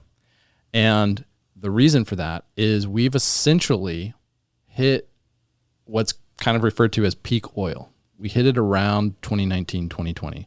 Yep. Where we've reached this place where, and this is part of like the story too, was when our parents were growing up, they grew up in like basically the best time in history where oil was really cheap. And it was, like the economy was booming because, you could spend $1 getting a barrel of oil out of the ground and it could make $50 from it. Like that was kind of like the ratio. Right. And that's also an exponential, decline. Whereas you can look at the chart now and it's more like, I don't remember the exact numbers, but it's less than 10 to 1. It's more like, I think like 3, 4, 5 to 1. and steadily declining. And the reason for that is that when you first drill, it's really easy. But the more that gets depleted, the harder that it gets, the deeper you have to drill, which means the more expensive it is. You get to a point where you're spending $1 of oil to get $1 of oil. At that point, it's a wash, right? And then that just declines from there, where it takes more money, it takes more energy to get the oil out of the ground than the oil can produce energy. There's this weird game on my phone that is exactly this mentality. Like you drill oil. It's the whole game. And the deeper you go, the more expensive it gets. And you're constantly having to like upgrade the little pipes and all the different things. And there's a point where like, unless you find a huge pocket where you don't have to do anything for a while, most of the time, 90% of the time, you're going bankrupt because you're trying to, and that's the whole point of the game is it's like, now I'm wondering if that's the point of the game. Maybe it is. and I've learned like the whole oil thing is way more complex than I think most people understand. Because there's different types of oil, and there's like different countries have different refinery processes, and it's just it's way more complex. It's not that simple. And so there's a narrative out there that like green energy will save us. And if you look at the chart of energy consumption, the renewable, quote unquote, renewable energies of like windmills and solar, and it's just a tiny, tiny percentage. So I'm not saying that, so the renewables there's no way that we can make up for that amount before it starts to become untenable. Well, yeah, we've already passed that point. Like everybody's talking about like the point of like global warming, and I'm like, we probably already passed it a long time ago. And I'm not even talking about that. Like honestly, I'm not concerned about that. Because what's happening is we've reached this like sort of we're over the hill and going back down the other side. I'm not saying we're running out of oil tomorrow, but it's going to be progressively more expensive and there's going to be less oil. But we're expecting as a global economy to have like, exponentially more growth. Right. Yeah. And that's going to be projected impossible. an increase. Right. Like, yeah. And so we are making, as the United States, it almost feels like it's intentional that we are making decisions where we are selling off all our strategic oil preserves. We're not drilling anymore. We are not investing in nuclear. We're not, and the renewables it's just not there. What we would need. Like we have to have like a multi-pronged approach to be able to survive the next decade without a bunch of people starving to death. And that's just the reality of it. And it's crazy that no one's having an honest conversation about all this. It's just masked in all this crazy politics. And I think that that's probably intentional. And so you've got then like the BRICS nations forming with like China and India and Russia, and they're forming their own currency, and they represent like 60% or more of the global population, and we're entering. Hang on. What do you mean by BRICS nations? BRICS is a like brick and mortar. No, BRICS is an acronym. It's like Brazil, Russia, India, China, Gotcha. South Africa, and then you have a bunch of other countries that have applied to that because what they're saying is like basically they're trying to take down U.S. hegemony, where there's no longer one global power. They're trying to come together to become, like a dual power kind of thing, global power, right? As we're watching the decline of the U.S. empire, essentially. Yeah. The decline of the U.S. dollar as a global reserve currency. I'm not saying that's something that's going to happen overnight, but it's definitely already happening. Mm-hmm. And it usually is something that takes like decades to happen. But like I said, we live in a different time where things happen faster these days. It used to be like in the last, like 2008, bank runs took weeks or months. Yeah. Now we live in a digital age where you can transfer your money instantly, and bank runs happen in like overnight. Yeah. And so like I could imagine a few scenarios that are very realistic that we're entering this world that is going to look very, very different than the world that we grew up in. Yeah. Some of it might be good. A lot of it's going to be really bad. And there are real things that are happening below the surface that no one wants to have an honest conversation about, or they want to completely ignore. They want to keep us distracted from, that are going to have a bigger impact on society as a whole than the stuff we're arguing about. Where like we are entering this world where, it's going to get harder and harder to make ends meet progressively a lot faster.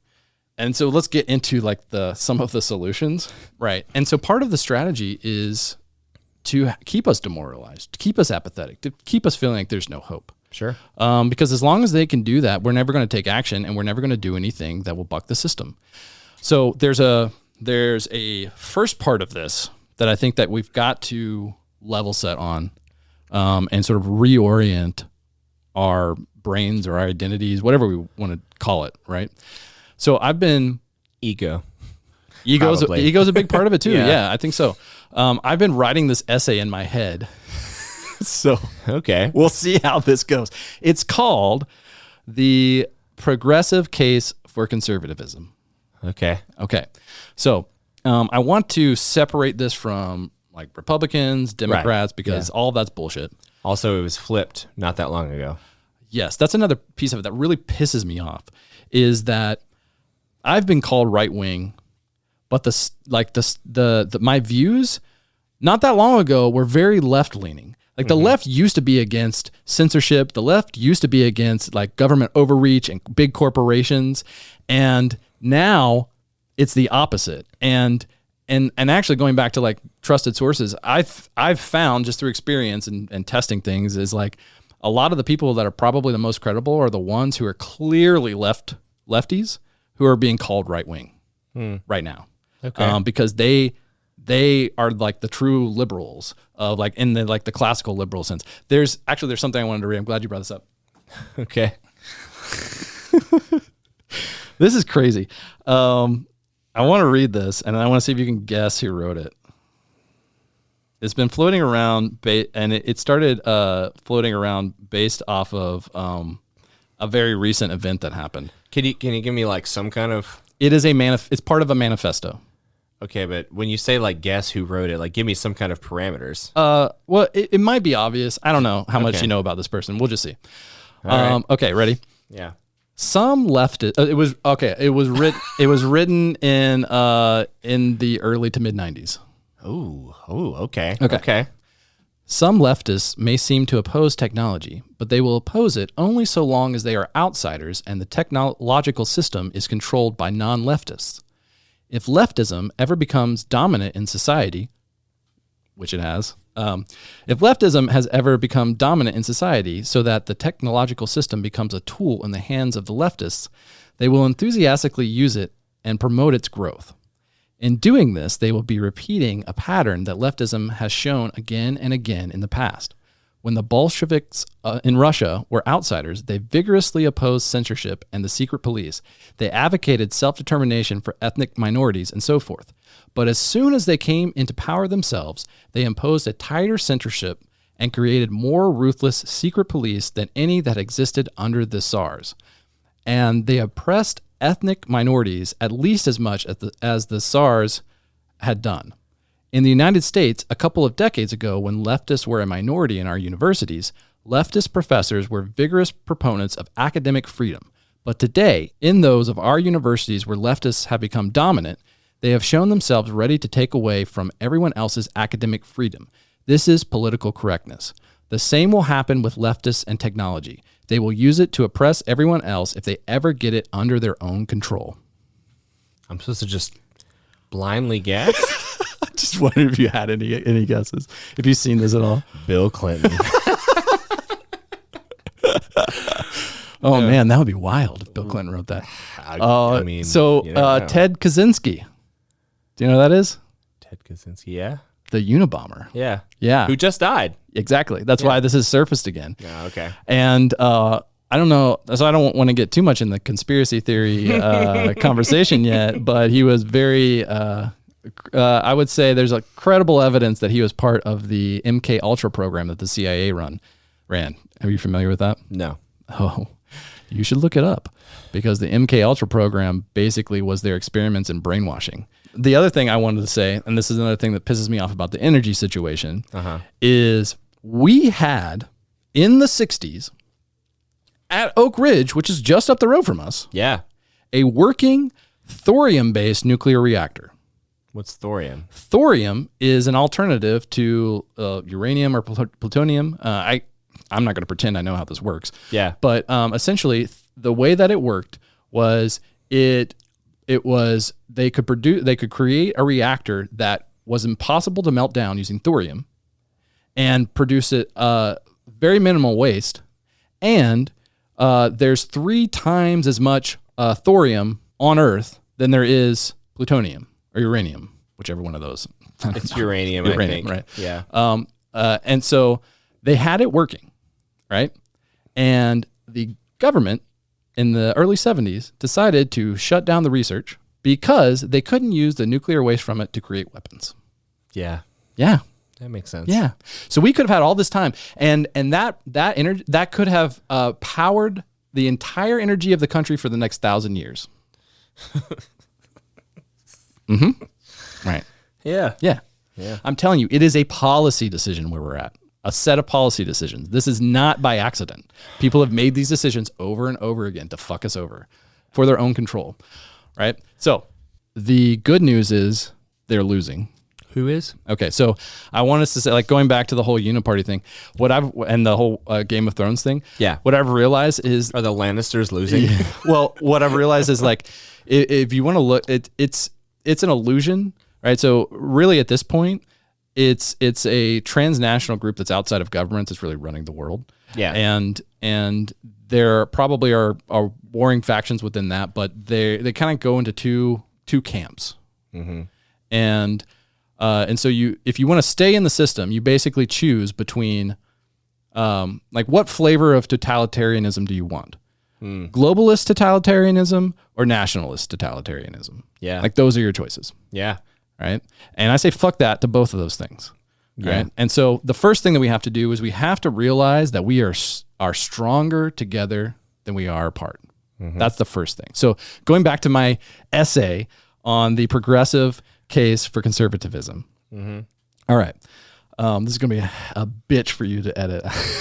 Yeah, I know. This is like the movie Planet of the Apes, the first remake where they put the sticks together and they're like together, strong, separately, would break easily. Like that's what in my mind, that's what I picture. Uh-huh. Yeah. Okay. So this is the essay I've been writing in my head. All right. And as you know, I like sailing analogies because I love to sail. Yeah.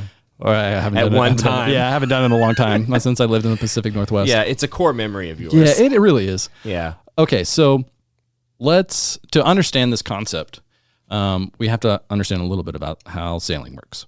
So say, looking at a compass, just give up on the time, okay? We'll get there eventually. Yeah, it's whatever. I know. You know, we're getting into late hours. It doesn't matter. Yeah. Okay, so thinking about, like, a compass, you've got the sailboat in the middle. Yeah. The wind is blowing from north to south. Okay. So the wind is coming from the north, going to the south. Mm-hmm. What happens when you face the boat to the north? The wind is coming north to south. You're going to go like nowhere or backwards. Yeah. Yeah, exactly. You can't sail into the wind. Correct. Right. Okay. So, what would your guess be for the direction you could sail where you could go the fastest? South. Okay. Why? Because the wind is at your back. Okay. So let's say the wind is going 10 miles an hour. Mm-hmm. What's the fastest you can sail south? This feels like a bad math word problem. I'm going somewhere with this. We've come to the conclusion that I have dyscalculia, right? All right. All right. So if 10 miles an hour going south. Yeah. What's the fastest you can sail going south? 10 miles an hour? Yeah. Why? Yeah. Because that's the speed of the wind. Right. Yeah. So for the way that a sail works is it basically works like an airplane wing that's stood up on its side, right? So it's like an airfoil. So you've got, right. So the air goes wind catcher. The air goes across it on one side slower than on the other side, which creates on an airplane wing that creates lift. This creates thrust, friction. Yeah. Thrust. Yeah, right. Yeah. Okay. So, because of that, if the wind is blowing and you reach the same speed as the wind, there's no thrust for you to continue to push forward. Yeah. Okay. So aside from sailing into the like the north, sailing south is the slowest direction you can go. Okay. Any guess why? No. So the fastest direction you can go is, I Northeast? Kind of, yeah. Or northwest? Yeah. So either way. So I'll leave out the technical terms, but basically like perpendicular-ish to the wind, right?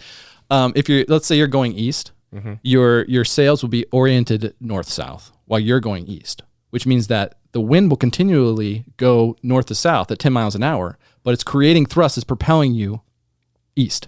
Oh. That's how it works, right? So you can go faster than the speed of the wind if you go like perpendicular to the wind, all right? Because and the wind is hitting the sail. So if you watch Which sailboats, is what that thing does. What's that called? So it's the rudder. What do you No, like you can turn. the main sail. Yeah, so the main sail will swing back on the boom. And that's the whole point, right? Yeah. Well, okay. so to get somewhere, like say if you wanted to go north, you would what's called tack. You would go like northeast and then tack to northwest and then tack to northeast to kind of like go back and forth to get to where you need to go.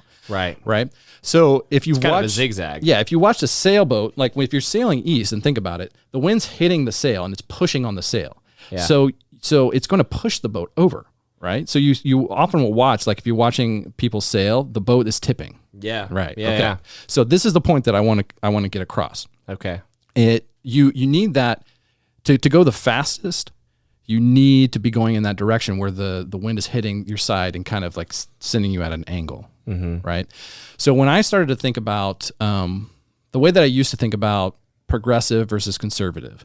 Now I want to say like I am oriented more towards being progressive in like the truest sense of the word, not a political party, but like being progressive, meaning like I'm thinking about how do we continue to move forward or improve things? How do we continue to like what's out there? What's out there beyond the horizon? I'm always thinking about that. I'm oriented in that way. And I viewed conservatism as an anchor dragging us down. It's like they're set in their ways.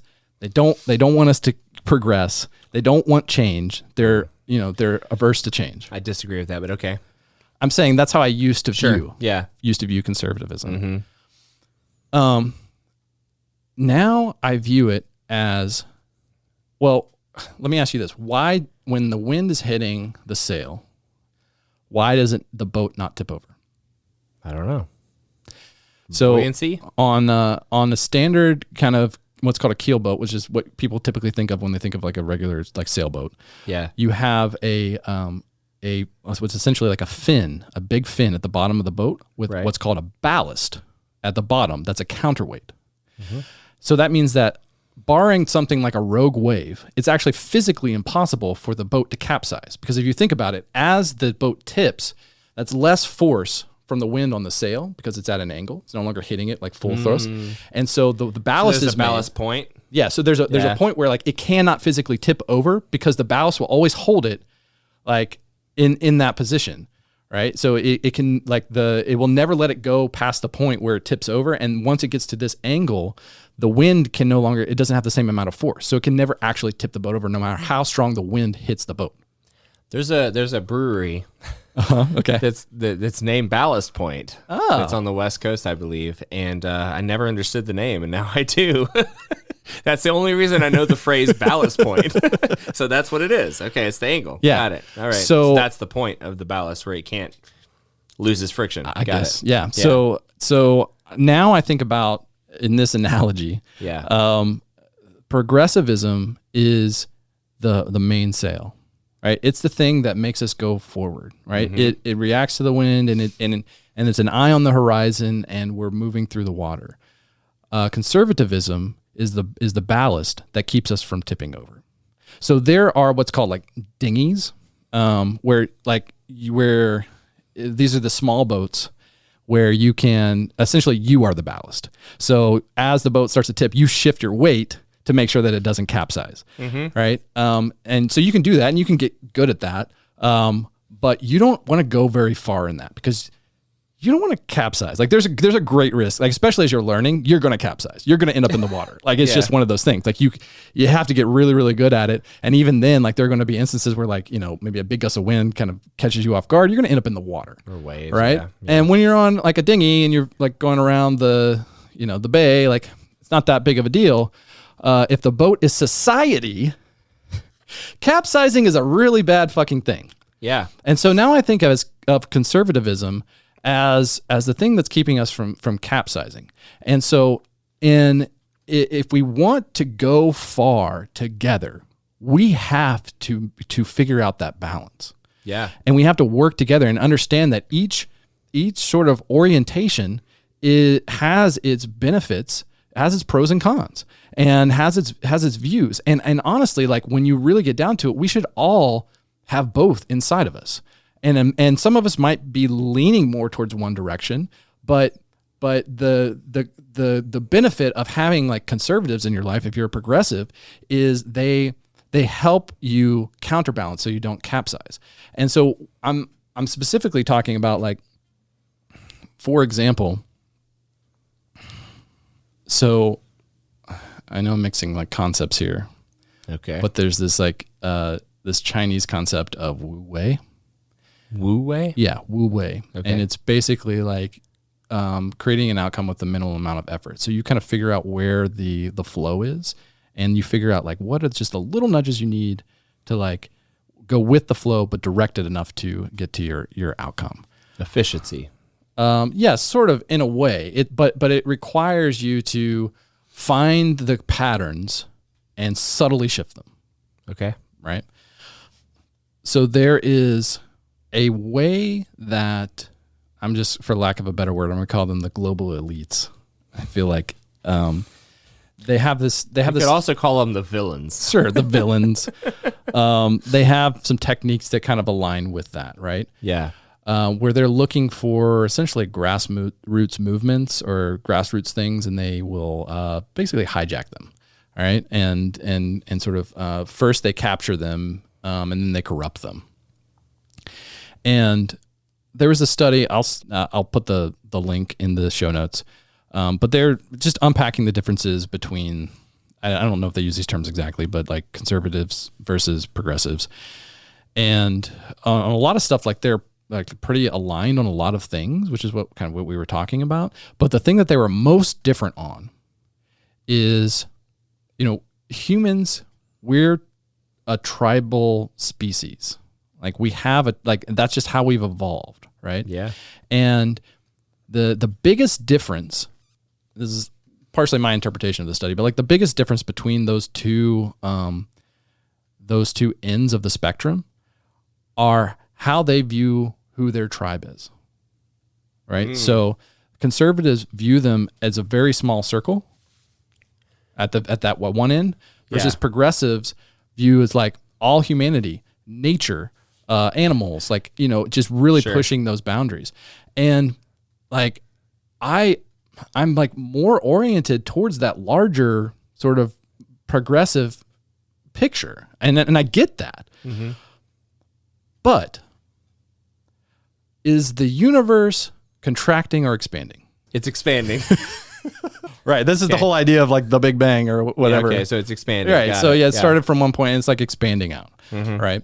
And if you kind of take this idea of we live in a fractal universe, so there are patterns that go across, like, so change happens from the inside out. Mm-hmm. Right. And so if you want to progress, the change actually has to start in the center. That has to start at the smallest circle. It has to start at the individual, and then that kind of moves out to the large, like the household, and then the neighborhood, and then the city, and then that expands out, right? Yeah. It happens from like the inside out. Yeah. Like a cult? Yeah. Like one leader, small circle, bigger circle. Sure. Trying to circle around to back the beginning of the episode. I don't know. and so what happens, so the to me, the downside of, and where progressivism is vulnerable, is that they want the change to happen, but that requires essentially like helping the inner circle evolve to expand, right? But that can only happen at the individual level, right? And you cannot force it, or people just dig in, like. But what happens though, is, and this is where I was coming with this concept of Wu Wei, and where we I think there's a lot to learn from living at that edge of progressivism of like, what could a potential future look like? And incorporating that. It needs to be incorporated at that individual level, right? But instead, what happens is backwards is, and this is where where I was trying to get with nationalist versus globalist totalitarianism, where the globalist totalitarianism tries to force that from the outside in, right? And so that's where you start getting clampdowns of enforcing things like censorship and enforcing like more and more restrictive things that restrict our freedoms, restrict our liberties, restrict my ability to make individual choices for my life. And they have lots of techniques that they use to make it seem like it's for our benefit. And it's just like slowly moving over time, over generations, more and more, moving to this point where they're trying to force the change that they want into the inner circle to try to redirect the path of humanity, essentially is what. And so if we, and they're able to do that because we're not in balance. We're not in harmony between the ballast and the mainsail.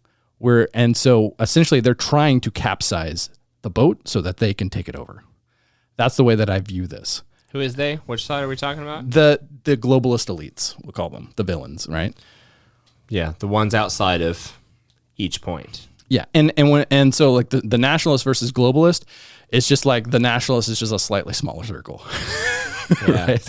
Yeah. That's really all it is. Sure. And so the way we overcome this is we realize that we don't need them. We don't have to listen to them. We start to build our own alternative systems. And the first place, and this may be seem surprising, but like the first place is we start with the money system. And the thing that I'm most optimistic about is we have a mechanism for that. And it's called Bitcoin. Mm-hmm. I don't know if you thought that this is where I was going with this. I did. Okay. Yeah. And so I don't want this to be like a lecture on Bitcoin, but and obviously I'm not going to give financial advice to anyone, but the way that it works is it's decentralized. And that's the difference. It is the hardest asset on the planet. Hasn't it been like particularly volatile though? Well, yeah, Generally? because it's a small market. But Right. But think about it. It's volatile because we're measuring it against the US dollar. Okay. So it's like how volatile is the price of your house? You know, the price of your house specifically is not that volatile because the market is so large. The market for Bitcoin is still, relatively small compared to the other markets. So it takes less money to move it more. But that is over time it becomes less and less volatile. But what I'm saying is you can start moving your money out of their system into a system that you can fully own. No one can take your keys away from you, right? And you need to research this and learn how it works and make sure that you've got all your bases covered. But that is an example of, and there are other people who advocate like you can do it with precious metals and things because those are hard assets too. And you can do it, if you have enough money right now to buy property or buy houses, things like that. Anything that like gets you out of their fiat money system, that means that when the more they start to clamp down, and the less that you will be subject to that. That is a starting point, right? And then, so that's just one. That's sort of the financial capital side of things. But we've got to start building relationships with people who are ideologically different from us. We've got to look at our neighborhood. We've got to start building community. We've got to start planting gardens. We've got to start like learning how to be self-sufficient outside of their system. We've got to start learning skills that we can use to like help build society, out like, even if it's just a hobby at first, like things that are where we're creating actual physical things that we can use and slowly start to remove ourselves. Like, honestly, I will probably never vote again because to me, that me voting is me basically giving credence to their system, and I don't believe in it anymore. Right. And so when we get to like, there's this is sort of like anarchist, but it's not an anarchist in like the system's going to collapse. Yeah. Right. We don't have to burn it down. It's going to collapse. Yeah. It'll do that for us. But we can contribute to relieving the pain of that collapse for as many people as possible if we start building an alternate system now. And that's what I'm getting at is like there are things that we can do to start like removing ourselves piece by piece and helping other people do the same thing to where it doesn't have to hurt us as much. And the more people do that, the sort of more people we can help relieve that pain from. I knew there was always a reason why I loved like post-apocalyptic shows. Yeah, same. Survival books, all of those things. Yeah, no, for sure. I think that, I mean, I'm with you on that. I think that probably we're all together on that. I don't know very many Enneagram Fives who don't love the idea of survival books and post-apocalyptic shows and stuff for that, maybe that same reason. I don't know. Like, I don't know. Yeah. I kind of feel that way too. I've been talking for a long time now about how we're like kind of all at the whims of, greater power destruction is like we're on a train that is headed towards a bridge where there is actually no bridge, and we're just like all on this train. So how do we become the conductor or get off the train? And so I think that, it's a hard conversation to have. I remember I talked to my brother years ago about, having, some type of coordinates tattooed on our bodies so we knew where to meet when society collapsed. And he kind of laughed, and I was not kidding, but he he's like, how would we do that? Yeah. Here's the thing though, like no one's going to survive on their own. No, no one will. We've got to start building community now with the people around us. Like we have to do that.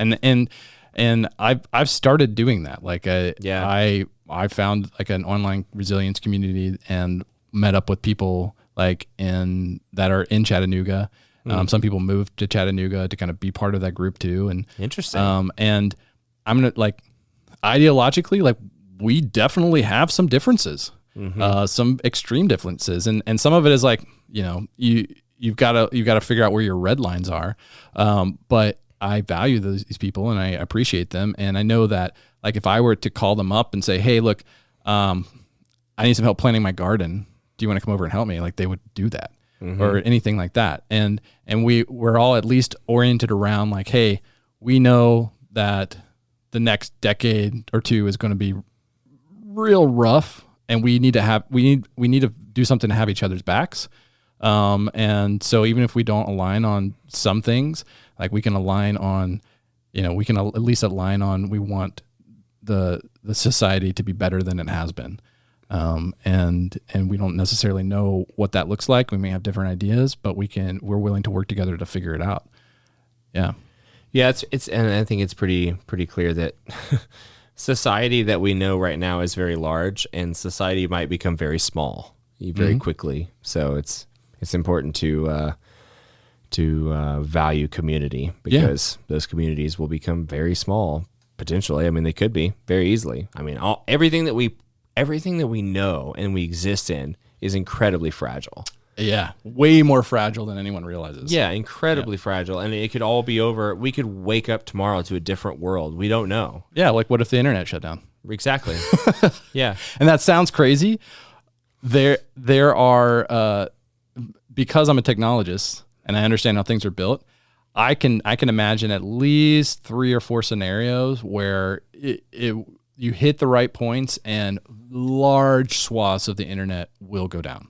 Yeah, that we have access to in the States, and that could be the same for different areas of the world. Yeah, and it's not that unreasonable to like as a probability. No, right? And think about how many people could not function without that. Yeah, it's going back to the conversations I have with my parents, where it's so fun. It's so fun to have conversations with people of different generations and how they understand and how we understand where the world is and what we do or don't understand. I think is probably more accurate in terms of coming to grips with where we are as a community. And I think that they're like, well, I want to, if you buried your money in the ground, okay, but what if society collapses, your money is worthless. Like everything is worthless. And I've had that conversation with my parents, and they're like, they talk about like, well, you want your money to be in, like, you want to have cash and you want to have all these things, and want to have all these things. I was like, none of it matters. None of it matters. Well, yeah. I mean, there are scenarios where like, if the internet went down, cash could be handy in the short term, because there's still like this understanding of like certain things are worth a certain amount societally, of dollars, right? Sure, everybody will resort back to what we know. But I was like, in the long term though, like if tomorrow I woke up and I looked at my phone and everything was crashed and nothing, and like I saw people running amok on the streets, my first thought is grab everything that I can survive on right now and head straight for the biggest section of wilderness I can find. Right? Like, get away from all the people. Well, you definitely want to get out of the cities. Yeah, that's a big part. Get out of the city. If you live in a big city, move. Right. Yeah. which we don't live in a big city, but we live in a small city. I live directly in the middle of a city. Yeah. And so like, everybody's going to be thinking about like looting in everything. And I'm just like, and my parents are like, you want to get all these things. And I'm like, why does it matter? If everything collapsed tomorrow, nothing matters except survival. And the only thing that we can control is what we can grow and what we can eat and what we can, how do we wake up tomorrow? That's the only thing that matters. So like all the money you have, all the things you have, you could burn it to the ground because it doesn't matter. Just leave and go straight for the wilderness, get away from people, and at least find the people that you can trust and create your own community. Everything becomes incredibly micro versus macro. Yeah. And I guess what I'm trying to get at is like start doing that now. Right. Versus like, because if you're waiting to do that when society collapses, like you're fucked. Yeah, you're fucked. Yeah. You're going to be solo. Yeah. And I don't have everything where I want it to be. No. And I'm at least like, the reason why I started a garden last year, because I wanted to at least learn the basic concepts. And because going from 1 to 10 is a lot easier than going from 0 to 1. Right.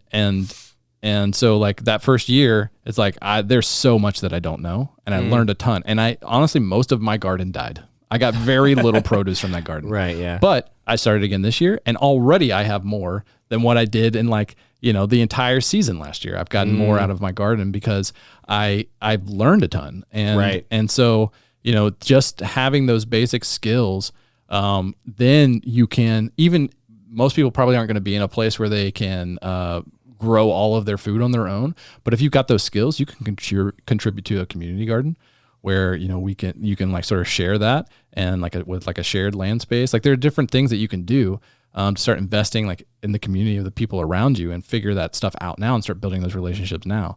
And like, I don't want to be all doomsday, but like, even let's say, I don't think this is one of those things probably where we wake up tomorrow and society has collapsed. It's one of those things where it's like, it comes in waves, it's the frog in the pot. It takes a long time. Yeah. And there will be some weeks where decades happen and some decades where nothing happens. Like that's a quote, right? But it's like, I will say though, it seems very, very apparent that things are accelerating. Yeah. And I will put my reputation on, like, the banking crisis is not over. We have not even seen the beginning of, like, we're just at the tip of the iceberg in terms of the quote unquote recession, what's going to happen as a result of the decisions that the Fed has made over the last few years. Like there is, and again, this is all intentional policy decisions. Well, yeah, and I would say I would venture to say that it's probably more likely that we won't face a situation in which everything collapses. We'll face a situation in which somebody figures out how to grasp control and we all suffer. And so we'll be fleeing a system rather than we will be like surviving a collapsed society. Do you know what a CBDC is? So the other downside of like being more on the progressive end is that it's really easy for us to lose track of reality, like in the day to day, where like if our vision is out in the future, like we can sort of stop being grounded. And so the things that we come up with might sound good in theory, but in actual like pragmatic application does not work. And that's where like the on the conservative end, like that's where you're living in the day to day. And that's where stuff gets applied. And that's what I'm trying to get at with the starting from the inside out. Like you have to have that vision. You have to have the direction of where you want to go, but it doesn't matter if it doesn't work right now in the now. Like we've got to figure out like, what is the step that gets us in that direction from 0 to 1, like where we want to go now to the next step. And then it's like a dance where we're figuring that out together of like, okay, we've got here now, this is kind of working. Okay, we think we want to go here. Does that work? Oh, not quite. Let's maybe pivot to this, right? Like this is what I'm trying to get at. Like this is how we work together. And we need to do this at a societal level. We need to do this at a community level. And honestly, we need to do it at an individual level. But it's kind of a weird like duality that you're talking about, right? Like we have to exist in the system that we already are currently existing in, where it's on fire and where it's burning down, and we're also thinking like we're existing now and in the future, right? Like it's like a duality of like it's two different existences, I guess, right? Yeah, I mean, I guess I'm not really thinking as much. I'm specifically about like the current system versus like the I agree, but it affects us. That's what I'm saying. Like we have to think that way because we have to think about a version of ourselves that exists outside of what we are currently experiencing. So that's a duality in that way. Yeah. And I would call it a polarity. Yeah. We can get into the difference between those two things, but at another time. Yeah. But the point that I'm trying to make is that we get pitted against each other, the people who are more progressive versus more conservative, and we're told that each side is our enemy, and each side just keeps doubling down to the point where like we've formed two separate societies, but we all live in the same place. Yeah, and that is untenable. It's just not going to work. And and we're all voting in the same system, and God, like it's so it's so stupid. Yeah. And so we basically need to give the middle finger to that system and say, look, I'm going to, bridge that gap. I'm going to look inside and see like what are the things that I can find common ground on. How can I check my own assumptions, my own ego, my own identity, and start inside first, and then work to like extend an arm to people and like actually genuinely listen without judging. Like, so like how do we hit the reset button? Essentially, because like we're but it has to start with me first. Individually, that's what I'm saying. How do we, like me, how do I hit the reset button in such a way that I can hear other people without being emotionally triggered by the standards and the markers that have been set by the system? How do we not be rats in the cage? Yeah. One question that we can ask ourselves is how, as fives, can we uniquely contribute to this sort of rebuilding of society? Spoiler, this is actually why we created the podcast and the community. Like, we're pulling all of us together. We as a society, we will be the supreme leaders of the future world. But kind of. I mean, we could do it. The people that I've talked to in our community, we could do it. Yeah, we could all make it happen. Yeah. No, how do we do it? I don't know.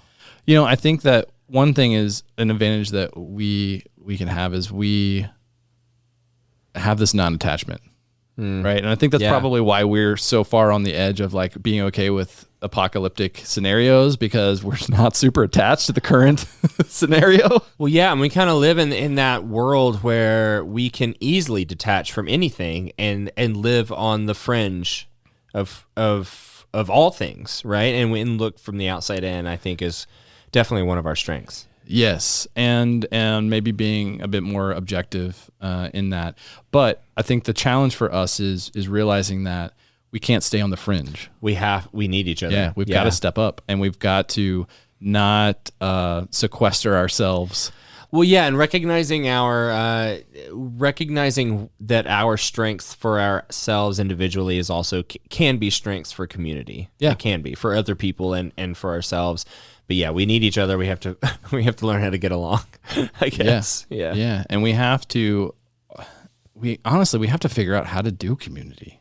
Yeah. That's the thing that we've been talking about over and over again in different contexts is like, if we're not doing church, which I think is a poor substitute for community in a lot of ways, but it at least like had some elements of that. Yeah. Right. How do we form that community locally with the people in our lives? Mm-hmm. I think honestly, another advantage that we have is we're naturally inquisitive and curious. And I think that if we can get past our own egos and the judgments that we have and just start asking questions of the people around us and figuring out like where they see themselves. Do they see what's coming? Do they feel like the need to do things like plant a garden? Do they feel the need to like build community? And maybe just start, asking those questions and finding people who at least are on that same page. Damn, we're getting real right now. You just called out a lot of listeners right now. I can feel it. Okay. I think that you're right. I think that it's a hard thing to, how many of us exist. I think about the comments on our and on our other podcast for the community, right? Like, how many comments do I see where we talk about so often about how we, you read between the lines and you think about how often we individually talk about how we don't need other people and how we're totally fine in our own space. We're totally fine existing in our own space. I think about that on a regular basis. I love existing in my own space. Yeah. We're currently sitting in the middle of my own space. Right. And I've curated it in such a way that where when I close that door, like, I'm happy and I love that, but I also exist with another human being in this space. And that's been a, it's a challenge. It is a challenge all the time. And I think at this point, like, Madison and I have been together for, according to Facebook memories, we've been together and at least known each other for about 6 or 7 years now. And that's the longest relationship I've ever had in my entire life. And we currently face situations in which it's hard, and we have to have hard conversations about how, whether I'm an Enneagram 5, whether I'm on the spectrum, various different things, like, I have to constantly check myself on whether or not I want to and consciously acknowledge and decide that I'm going to interact with other people and rely on other people for my own benefit as well as others. And I think that's something that's, it'll be our detriment as much as it is our benefit, right? Like, we have a lot to offer to a community, but we also could easily be our own demise in that way. Yeah, and I want to take what you said and expound on that, because like thinking about just that dynamic between the physical person in your direct vicinity and expanding that to thinking about how many people it took to produce all of the things in this room that we're sitting in right now.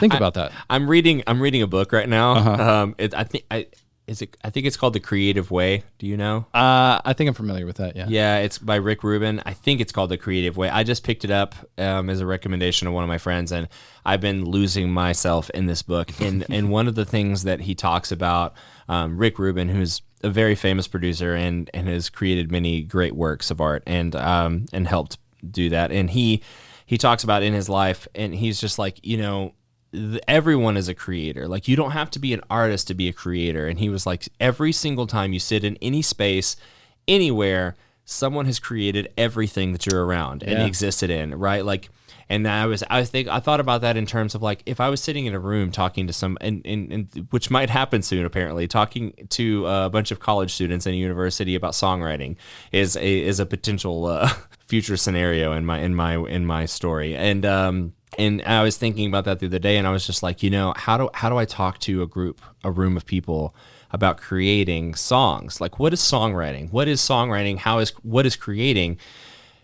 You're around everything. The table that we're sitting at, someone created it. The clothes that are on our backs, someone created. Everything that we are around is someone created. And so, like, we live in a world that is created by the humanity that has come before us, and we're constantly working in a world that we're trying to create and move forward and progress forward and into a future that is yet to be realized. And I think that that's something that is so beautiful and so intense, and we exist in that suspension of reality in so many ways. And I think that that's it's beautiful, but it's also terrifying as an Enneagram 5. I think, it's like, because like it's a lot of pressure, and I think that as fives we feel that tension a lot of the time. Like we often see what is lacking and what could be.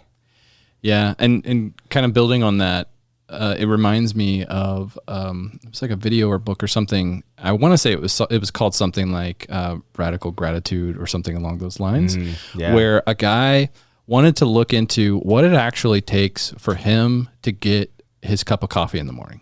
And goes and traces it back all the way to the source of like the grower of the beans, the roasters, the people who transport it, and went and physically talked to all of these people, the people who like, flew the plane, like drove the truck, to, the barista who, created, and it was hundreds of people just to get his cup of coffee. Yeah. And like all the way down to like the designer who designed the logo on the cup.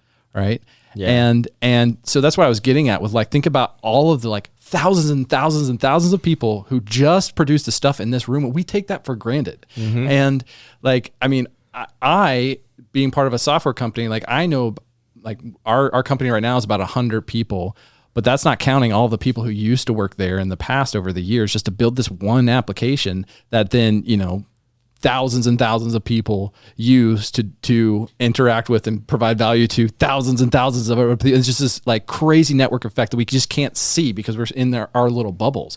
But if we, and so it's really easy for us as fives to stay in the story of like, we don't need anyone else until we start to think about all of that and realize like every single book on that, on your shelf had an author, had an editor, multiple editors, had a designer, had people working at the printing press, had people working to like distribute the book, had people working at Amazon. Like that's just for the books on your shelf. Everything that we know is because of other people who knew it first. Exactly. And did the work, right? Yeah. I think about that every time I drink a glass of wine. It's like I personally have had the privilege of knowing winemakers and people who have been in actual vineyards and picked grapes, and what it takes, the science behind what it takes to think about one single vine and how you're going to grow that vine and then turn it into a vineyard. And so, it's I think about that every time I drink a glass of wine. A glass of wine tells a story, and everything that we do, the mic that we're talking into right now tells a story. Everything that we do tells a story, and we as fives are constantly telling stories and expressing those stories and learning about those stories and finding ways to invent new stories. And when we're tempted to go down that nihilistic path of we just want to watch the whole thing burn, think about everything that we're giving up. Think about everything that we're destroying, all of that beauty. Yeah. If what we're really talking about is like watching society burn, that's what we're really talking about. And that's not a world that, like, if we're really sit down and honest with ourselves, like, that's not a world that any of us want to live in. No. Like, and there's so much beauty to humanity. Like, we've built this together. And I know that we refer to America as sort of this like failed experiment. And I can see that in some ways, but there's also a lot of success in this experiment. And what can we learn from this that we can take and move forward with? It's also about like, who says that the experiment is over? Yeah. And that's something I was thinking about when I said that phrase originally in the beginning of this conversation. Like, it's a failed experiment until you can't fail, right? Like there's that conversation about like the no matter how many times you try, if you keep trying, you can't fail, right? You can only succeed. And so, when do we call it a failed experiment, or when do we keep trying until it becomes something that is viable? And as fives, we often are kind of backed into the corner of by ourselves and others as identifying a lot with the villain. I identify with the villain. I think about Dark Knight, like the Joker. Yeah, some people just want to watch the world burn. Yeah, for sure. I think that's definitely me a lot of the time. But I think that as we grow and as we learn more about ourselves and we try to push forward, we have to find that part of us that's deep within that is kind of always there, and maybe even calling out to us, that's saying like, what if there's more? What if we are capable of more?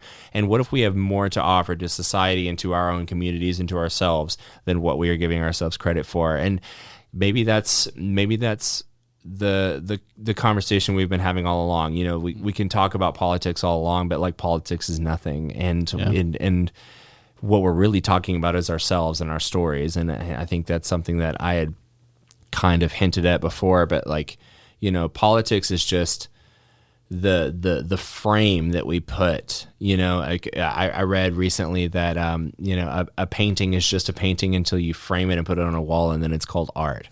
And what if that's a story is just a story until you like frame it in the ugly frame and put it on an ugly wall and call it politics, And so you frame it in whatever context you want, and you put it in whatever room you want, but it's still stories and it's still real people, and it's still real existence. I remember walking down the street today and thinking about all the people that were driving by me and walking by me, and they're all individual stories. They're all individual people who've had their own feelings and their entire year's worth of knowledge, and we're all just existing in this system that is dictating how valuable we are. Yeah, and exactly. That's it. So how valuable are we? Yeah, and so I guess to kind of land this plane, if there's one thing to take away from all of this, it's that we as fives have a part to play, and at our best, we are visionaries. Yeah.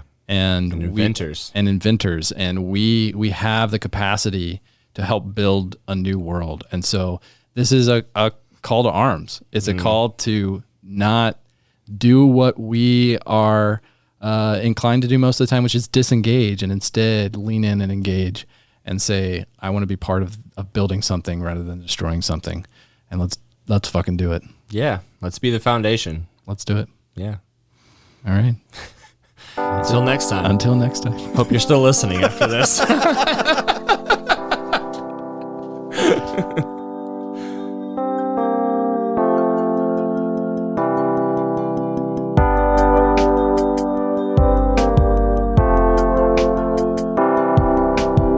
Hey, it's Cody, and I wanted to say thank you for listening to this episode. I also want to give a special thanks to our community members who shared their voice with us.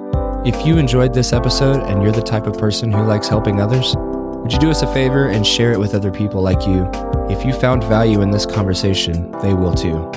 If anything in this conversation has resonated with you, or if you have any further thoughts or questions, I want to invite you to join our community of other people like you and continue the conversation at enneagram5.com.